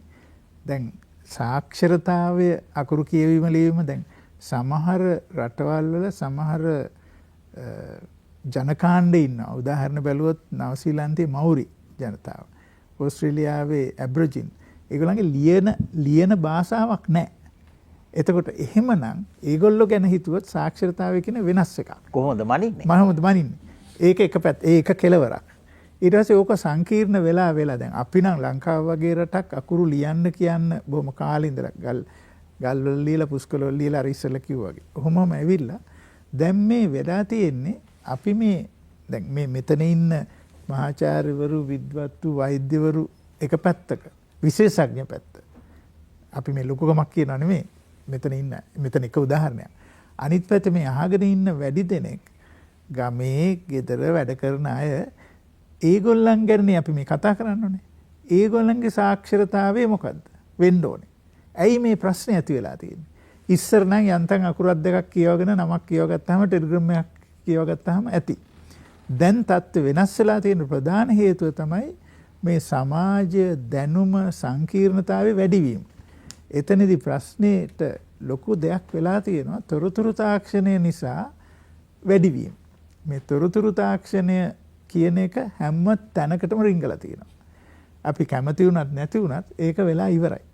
එතකොට අපි ඉස්සර තොරතුරු තාක්ෂණය කියලා කිව්වේ අර දීපල් සූර්ය මහත්තයා කියන වගේ ඩොස් කොහොමද පරිගණකයක මේක කියන්නේ. දැන් එහෙම නෙමෙයි. මේ ටෙලිෆෝන් කියලා අපි අර සාක්ෂරතාවය කියන වචනේ පාවිච්චි කරා වගේ දිගටම මේකට ටෙලිෆෝන් කිව්වට මේක ඊටාම සංකීර්ණ පරිගණක පද්ධතියක්. මේ පරිගණක පද්ධතිය මගේ පරිගණකයත් මගේ කම්පියුටරයි හසන්ත මහත්තයාගේ මේ ෆෝන් එකේ අතර කතා කරනවා. එතකොට මේකෙන් තව නොයෙකුත් දේවල් තියෙනවා. එතකොට දැන් කතාව අපි සමාජයේ ජීවත් වෙන්න සාමාන්‍ය එදිනදා වැඩ කටයුතු ටික කරගෙන ගොඩ දාගන්න මොන දැනුමක්ද තියෙන්න ඕන කියන එකනේ අපේ මේ ප්‍රශ්නේ. විශේෂඥ දැනුම ගැන නෙමෙයි කියන්නේ. උදාහරණ තමයි කාඩ් එකක් පාවිච්චි කරලා බැංකුවකට ගිහින් දාගන්න එක. ડોක්ටර් කෙනෙක් ළඟට ගිහින් අපේ වැඩ ටික කරගන්න එක. එතකොට විශේෂඥ කොටස අපි ඒගොල්ලන්ට බාර දීලා ඉමු. හැබැයි අපි තාක්ෂණය සාක්ෂරතාවය කියනකොට ඒ වචනේ අකුරු වචන මොනවා පාවිච්චි කරත් අපිට අපේ ජීවිතයේ එදිනදා ගොඩ දාගන්න අවශ්‍ය මූලික දැනුම ගැන මේ අපි කතා කරන්නේ. ප්‍රශ්නේ මේකයි. ඉස්සර ඒක ඊටාම සරලයි. දැන් සමාජය සංකීර්ණ වෙලා ඒ සංකීර්ණකමට තොරතුරු තාක්ෂණය බොහොම ගැඹුරින් එළියට ඇවිල්ලා හැම දෙයකටම තොරතුරු තාක්ෂණය නැතුව බැරි තත්ත්වයටපත් වෙලා. එතකොට එහෙමනම් දැන් අපි උදාහරණ ගත්තොත් ඉස්සර අපි ටෙලිෆෝන් එක කියලා කිව්වේ ගෙදර තිබුණ අර මේ රිසීවර් එක. ඒක වයර් එකක් ඇදලා තියෙනවා. ඒක දැනුත් දැන් මම මේ දුරකථනය කියලා කිව්වොත් අපිට පේන්නේ එහෙම අර දෙපැත්තට බෝල දෙකක් වගේ තියෙන මැදින් මේ එකතු වෙලා තියෙන උපකරණයක්. හැබැයි මේක දැන් ටෙලිෆෝන් එක මේක දැන් පොඩි පෙට්ටියක්. එතකොට දැන් ප්‍රශ්නේ මේකයි. මම මේ කතා කරන්න යන්නේ තොරතුරු තාක්ෂණ දියුණුව හෝ සංකීර්ණත්ව නිසා සමාජය සංකීර්ණ වෙලා තියෙනවා. එහෙමනම් අපි මේ එදිනදා යන අපි කතා කරන වැඩ කරන සාමාන්‍ය ජනතාවට ජීවිතයේ ගොඩ දා ගන්න නම් මොන මූලික දැනුමක්ද අවශ්‍ය. එතකොට ඒ මූලික දැනුම් බලනකොට දැන් හැමෝම අතේ අර සූර්යරජුහාට කියවනේ මේ එක්කෙනෙකුට එකමාරක් තියෙනවා කියලා දුරකථන සමහරවිට දෙකක් තියෙනවා. දැන් ඒක මේ මෙතන අපි නැති වුණාට මේ ඔය සමහරු ගෑනු ළමයි යාළුවෝ 3-4 දෙනෙක් ඉන්නවා ටෙලිෆෝන් 3-4ක් පාවිච්චි කරනවා එක එක්කෙනාට කතා කරන. එහෙමත් තියෙනවා. එතකොට පිරිමි ළමයි. හරි. ගෑනු ළමයි ගාවත් ඇති. එතකොට දැන් මොන තොරතුරු තාක්ෂණ සාක්ෂරතාවයද අපිට තියෙන්න ඕනේ මේ ජීවත් වෙන්න. අපි මේ ටෙලිෆෝන් එක ගැන විතරක් කියමු. දැන් ටෙලිෆෝන් එකේ සාක්ෂරතාවය කියනකොට එකක් තමන්ගේ දැනගත යුතු මට්ටමක් තියෙනවා. මට හිතෙනවා නොදැනගත යුතු මට්ටමකුත් තියෙනවා. දැන් උදාහරණයක් ගහුවොත් අපේ මේ උපකුලපතිතුමා කිව්වා සමහර ලෙඩෙක් එනවා මෙන්න මේකයි මගේ ලෙඩේ මට මේ බේත දෙන්න කියලා. ඒක කරන්න ඕනේ නෑනේ. අපි ඒ වැඩේ බාර දෙන්න ඕනේ විශේෂඥ දොස්තර මහත්තයෙකුට. ඒකට නොදැනගත යුතු දේ දැන් මෙන්න මෙච්චරයි මම දැනගත යුතු කියලා දැනගන්න එකත් සාක්ෂරතාවයේ කොටසක් වගේ. අපි නොදන්න දේවල් කරන්න ගිහින් අර කතාවක් තියෙනවනේ වර්ගනා ගන්නවා කියලා නේද? ඒකත් ඊටාම වැදගත්. අපි මේ පොදු සමාජයේ ඉන්න අය අපි මෙන්න මේ මම මේ එකෙන් කියන්නේ අපි දැනගන්න දේවල් හොයන එකේ වරදක් තියෙනවා කියලා. හැබැයි අපි අපේ යම් විෂය මට්ටමේ මෙතන ඉන්න ඕනේ. ඒකෙදි දැන් තොරතුරු තාක්ෂණය ගැන කියනවනම් දුරකථනයක මේ අපේ අතේ තියෙන මේ පුංචි පෙට්ටියක තියෙන පරිගණකේ පාවිච්චි කරන හැටි. අපි පාවිච්චි කරන හැටි දැනගන්න ඕන එක. දැන් මේ වෙලාවේ මගේ භාර්යාව නෝන මහත්තයත් අහගෙන ඉන්නවා ඇති. එයා හුඟක් වෙලාවට අපේ මගේ පුතාගේ දුව ඒ කියන්නේ මගේ මිනිබිරියගෙන් මේ අහනවා මෙන්න මේක කොහොමද කරන්න කියලා. මේක මකන්නේ කොහොමද කියලා. එතකොට ඒ සාක්ෂරතාවය අර චූටි දුවට තියෙනවා. අපේ භාර්යාවට නැහැ. ඇයි? වරදක් නෙමෙයි කියන්නේ. අපේ වයසත් එක්ක අපි ඒ කාලේ සාක්ෂරතාවය කියලා එයා මේ විශ්වවිද්‍යාල උපාධියක් ලැබපු මේ ගුරුවරියක් හැටියට වැඩ කරපු එහෙම කෙනෙක්. ඒ දැනුම රසායන විද්‍යාව දැනුම ඇතිතරම් තියෙනවා. දැනුත් ඇහුවොත් කියයි. හැබැයි පරිගණක සාක්ෂරතාවය ඒකට හේතුව මේකයි. අර සංකීර්ණතාවය සමාජ සංකීර්ණතාවයත් එක්ක අපි වෙනස් වෙන්න ඕන සාක්ෂරතාවය. මම හිතන්නේ අපි හැමෝම දැනගන්න ඕනේ. ඔන්න ඔය සාක්ෂරතාවය අපි වෙනස් වෙවි අලුත් දේවල් හොයාගෙන ගිය නැත්නම් අපිට මේ ජීවිතේ ගොඩ දා ගන්න බැරි වෙන එක. එතකොට එතනදී එක පැත්තක් තමයි අර මම මුලින් කිව්ව එක දැනගත යුතු කරුණු සහ නොදැනගත යුතු.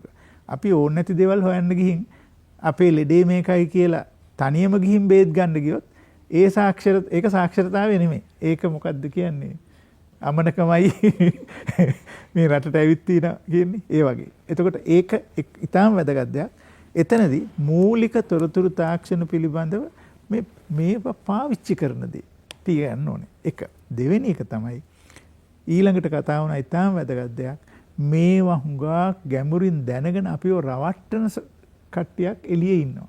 අන්න ඒ කට්ටියගෙන් බේරෙන විදිය. එතකොට ඒ සාක්ෂරතාවයත් ඊටාම වැදගත්. එතකොට දැන් උදාහරණ තමයි ඔය කියුනේ දැන් මේ අපේ රට ඩිජිටලයිසේෂන් වලට යනවා නම් අපිට ඒ ඩිජිටලයිසේෂන් වලින් පරිගණක පාවිච්චියෙන් හොඳ දේවල් කරගන්න පුළුවන් වගේම අපිව රවට්ටනේවෙන් ගැලවෙන්නත් ඕනේ. ඔය සාක්ෂරතා දෙකම අපි දැනගන්න ඕනේ. එතකොට ඒක කොහොමද අපි සමාජයට දෙන්නේ? මට හිතෙනවා ඒකෙදි අධ්‍යාපනයෙන් මීඩියා වලින් ඊටාම වැදගත් එකක්. එතකොට දැන් අපි කියනකොට අර සාක්ෂරතාවය අපිට කඩන්න වෙනවා ගොඩාක් සාක්ෂරතා වර්ගවලට, උපසාක්ෂරතාවලට. එතකොට ලියවීමේ, අකුරු ලිවීමේ, කියවීමේ හැකියාව, ඊට පස්සේ එතන බැලුවොත් දැන් අපි සාක්ෂරතාවයක් ඇති කරගන්න ඕනේ කලාව පිළිබඳව සාක්ෂරතාවය. චිත්‍රයක් දැක්කම ඒක ගැන ඒකෙන් තමන්ගේ මනස නිදහස් කරගන්න. Musical literacy. ඊට පස්සේ ඒ කියන්නේ සංගීතය පිළිබඳ. ඊට පස්සේ තව තොරතුරු තාක්ෂණ ලිටරසි, සයිබර් සිකියුරිටි ආරක්ෂා පිළිබඳ ලිටරසි. මේ ඔක්කොම අර මූලික දැනුම අපි දෙමු ඉතුරු ටික විශේෂඥයට. ඊට පස්සේ බැංකුවකට ගිහින් මේ වැඩ කටයුතු කරගන්න දැනුම. දැන් අර බැංකුවේ කාඩ් එක පාවිච්චි කරනකොට ඉස්සර රුපියල් 7 සාක්කුවේ එක්කෝ පර්ස් එකේ නැත්තම් අපේ අම්මා පාවිච්චි කරේ හැඹිලිය. ඒකේ තියෙන සල්ලි ටික ඉවර වෙනකොට දන්නවා. එතකොට බොහොම සරලයි. දැන් මේ කාඩ් එක ඇතුලේ සල්ලි කීයක් තියෙනවද දන්නෙත් නැහැ. ණය වෙන තරම දන්නෙත් නැහැ. එතකොට ඔන්න එතකොට තමයි සාක්ෂරතාවයේ සංකීර්ණතාවය වැඩි වෙන්නේ. එතකොට අපි හැමතිස්සෙම හිතන්න ඕනේ මේ සාක්ෂරතාවය කියන එක මේ තොරතුරු තාක්ෂණයෙන් ඇතිවෙච්ච මේ ලෙඩේ. ඒ කියන්නේ අපිව සංකීර්ණ කරලා මේ සමාජය මේක නරක වැඩක් හැටියට නෙමෙයි කියන්නේ. හැබැයි ඊටාම සංකීර්ණ කරලා අපි අමාරුවේ දාලා දැන් තියෙන්නේ. අමාරුවේ වැටිලා ඉන්නේ. එහෙමනම් ඒකෙන් ගැලවෙන්න නම් ඔය කියපු තොරතුරු තාක්ෂණය ඒ සාක්ෂරතා වර්ග තොරතුරු තාක්ෂණ සාක්ෂරතාවේ සංගීතය, මීඩියා, ඒ කියන්නේ මේ මීඩියා වලින් එන තොරතුරු ඔක්කොම අපි ඕක ඔක්කොම බාර ගන්නවද? මේව ඇත්තද? ඒක ගැන පොඩ්ඩක් කල්පනාවෙන් ගොඩ දාගන්න එක. ඊට පස්සේ දැන් අසන්ත මහත්තයලා ITN එකෙන් නොයෙකුත් දේවල් කියනවා ඇති. ITN එක වගේ පිළිගත් ආයතනයකින් නෙමෙයි දැන් තියෙන තව තොරතුරු දෙන මාධ්‍යයක් මේ ප්‍රසිද්ධ මාධ්‍ය නෙමෙයි, ප්‍රධාන මාධ්‍ය නෙමෙයි, අනිත් ද්විතීයික මාධ්‍ය. ඒ කියන්නේ ඔය YouTube අරවම ඔය වගේ ක්‍රම වලින්. ඕන තරම් මේකට එනවා ඇති ටෙලිෆෝන් එකට. මෙන්න මේ බේත මේකට දුන්නොත් සනීප වෙනවා කියලා. ඒ බේත දැන් එහෙම කරලා සුදු වෙන්න නම් මෙන්න මේ කරන්න ඕනේ. එතකොට ඒවට මර්කරි දාපේවා. ඉතින් ඒ හැම දෙයකදීම දැන් සාක්ෂරතා මූලික දැනුම නම් ඊටාම පුලුල් පරාසයක තියන්න ඕනේ කියන එකයි. ඒකෙදි පරිගණක සම්බන්ධ, වෛද්‍ය ශාස්ත්‍රය සම්බන්ධ, සංගීතය, කලාව, ඉතිහාසය ඔය සියල්ල පිළිබඳ ලොකු කියන්නේ සරල හැබැයි අවශ්‍ය අවබෝධය තියාගන්න. එක උදාහරණයක් මට මතක් වෙනවා මේ අපේ නවලෝක මුදලාලි මහත්මයා ගැන කියනකොට මම එතුමා වැඩිය මේ ගුවන් විදුලි සාකච්ඡාවලට එහෙම එන්නේ නැහැ. එක සාකච්ඡාවක් මට මතකයි ඇහුවා. කොහොමද හෘද මේවා ඔපරේෂන්ස් ලංකාවට ගෙනාවේ කියලා ප්‍රයිවට් සෙක්ටර් එකට.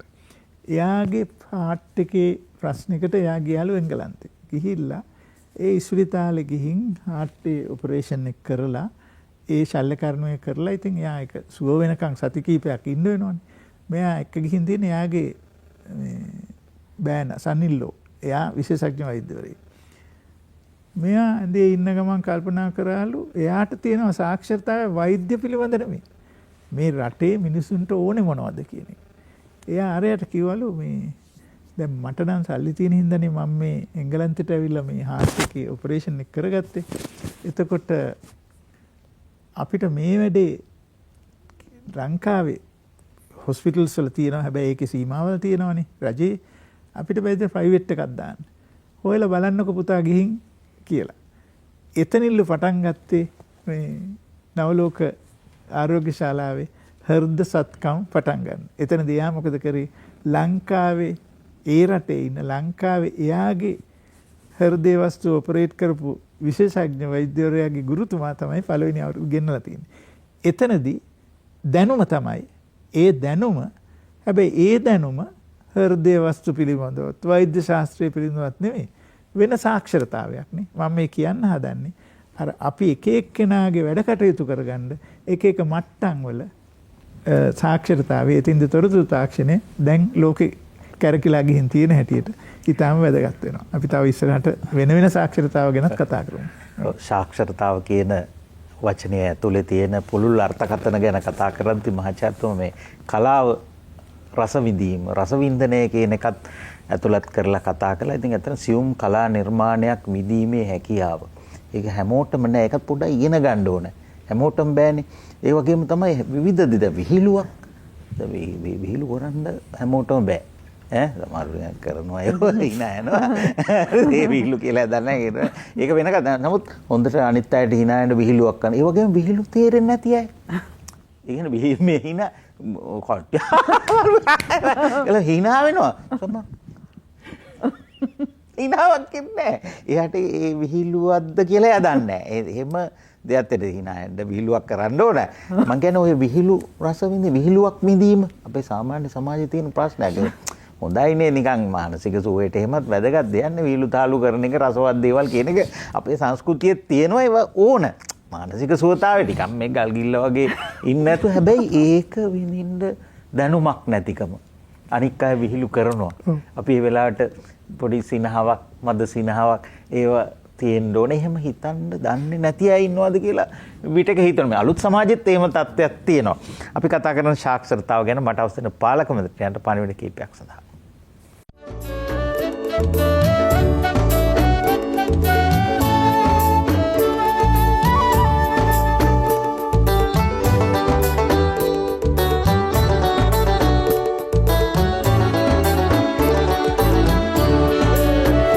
සිරිලක ඇසිදිසි සරසවි පින්දිම දොරින් දොරට දොර මඩලාවයි.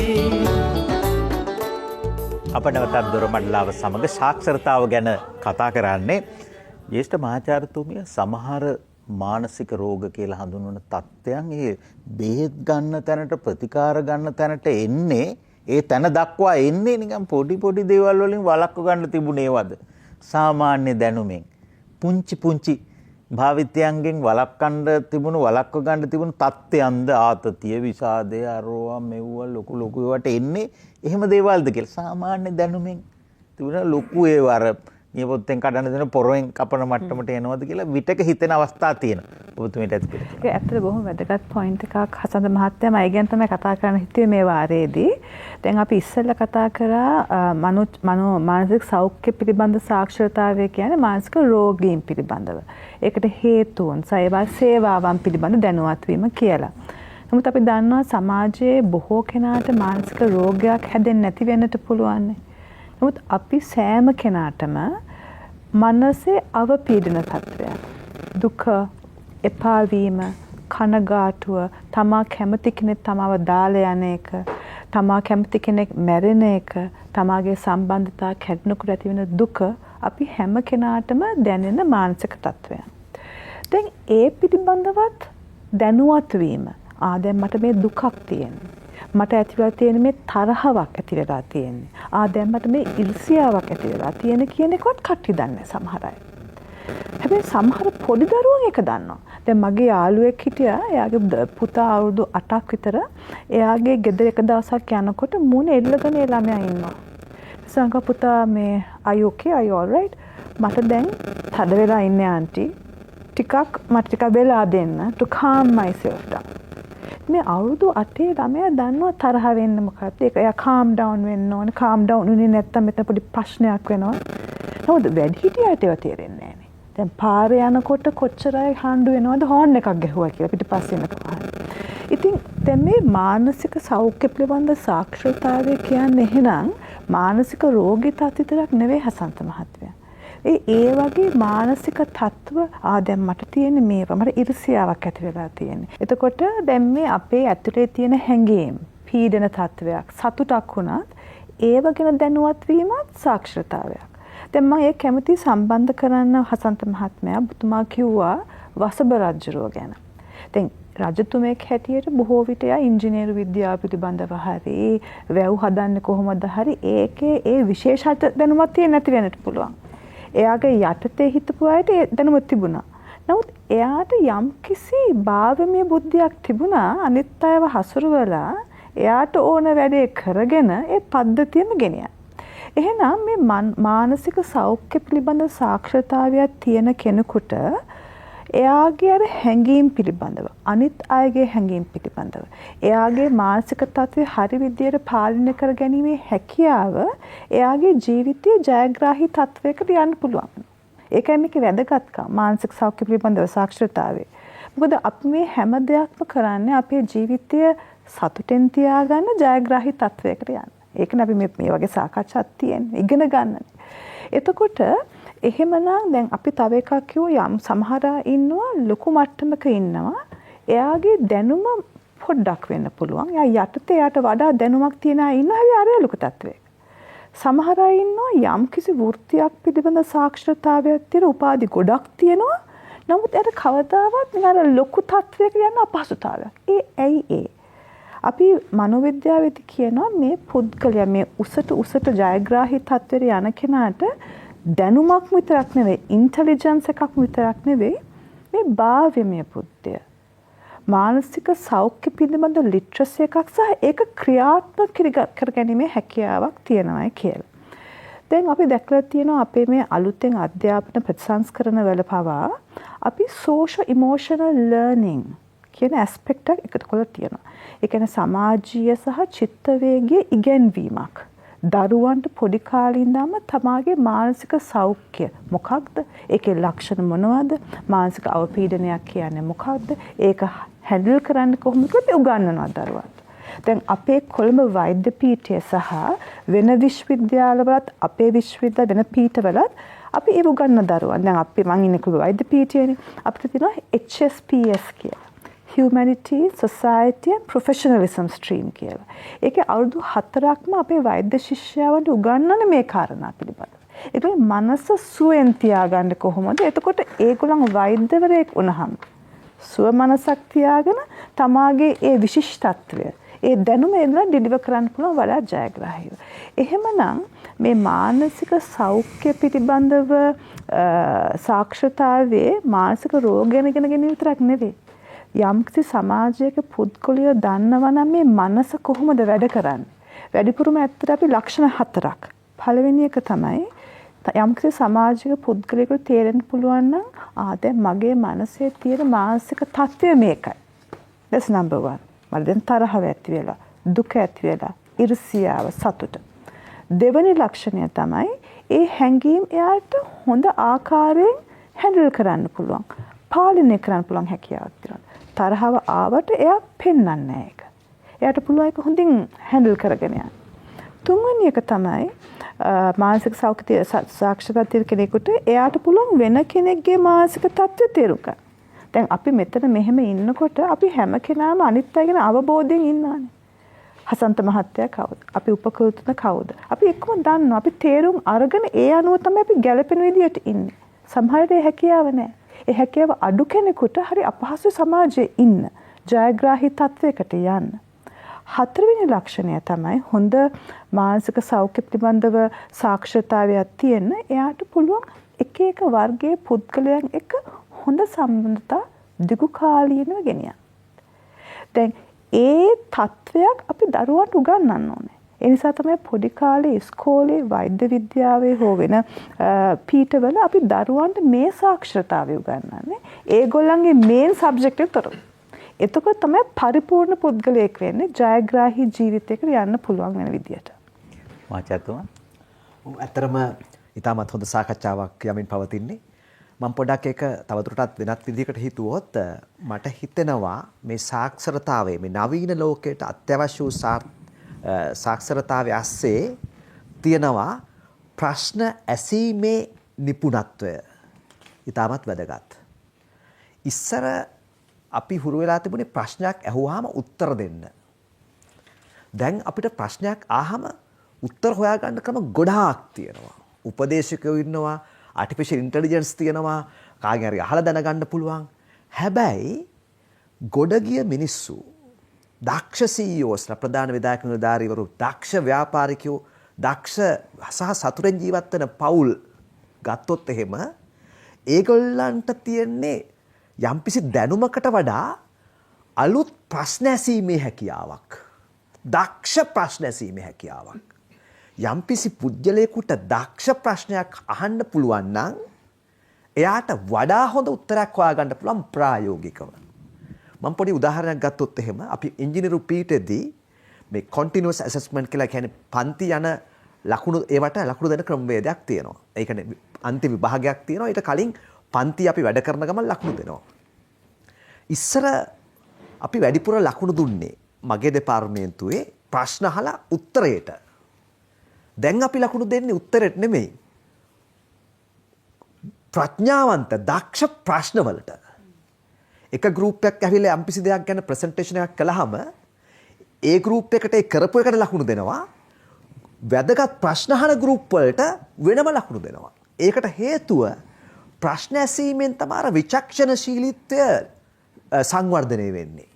මොකද මේ වගේ සංකීර්ණ ලෝකෙකදී අපි දක්ෂ විදිහට ප්‍රශ්න අහුවොත් තමයි රැවටෙන්නේ නැතුව දක්ෂ විදිහට අපිට අපේ ගමන යන්න පුළුවන්කම ලැබෙන්නේ.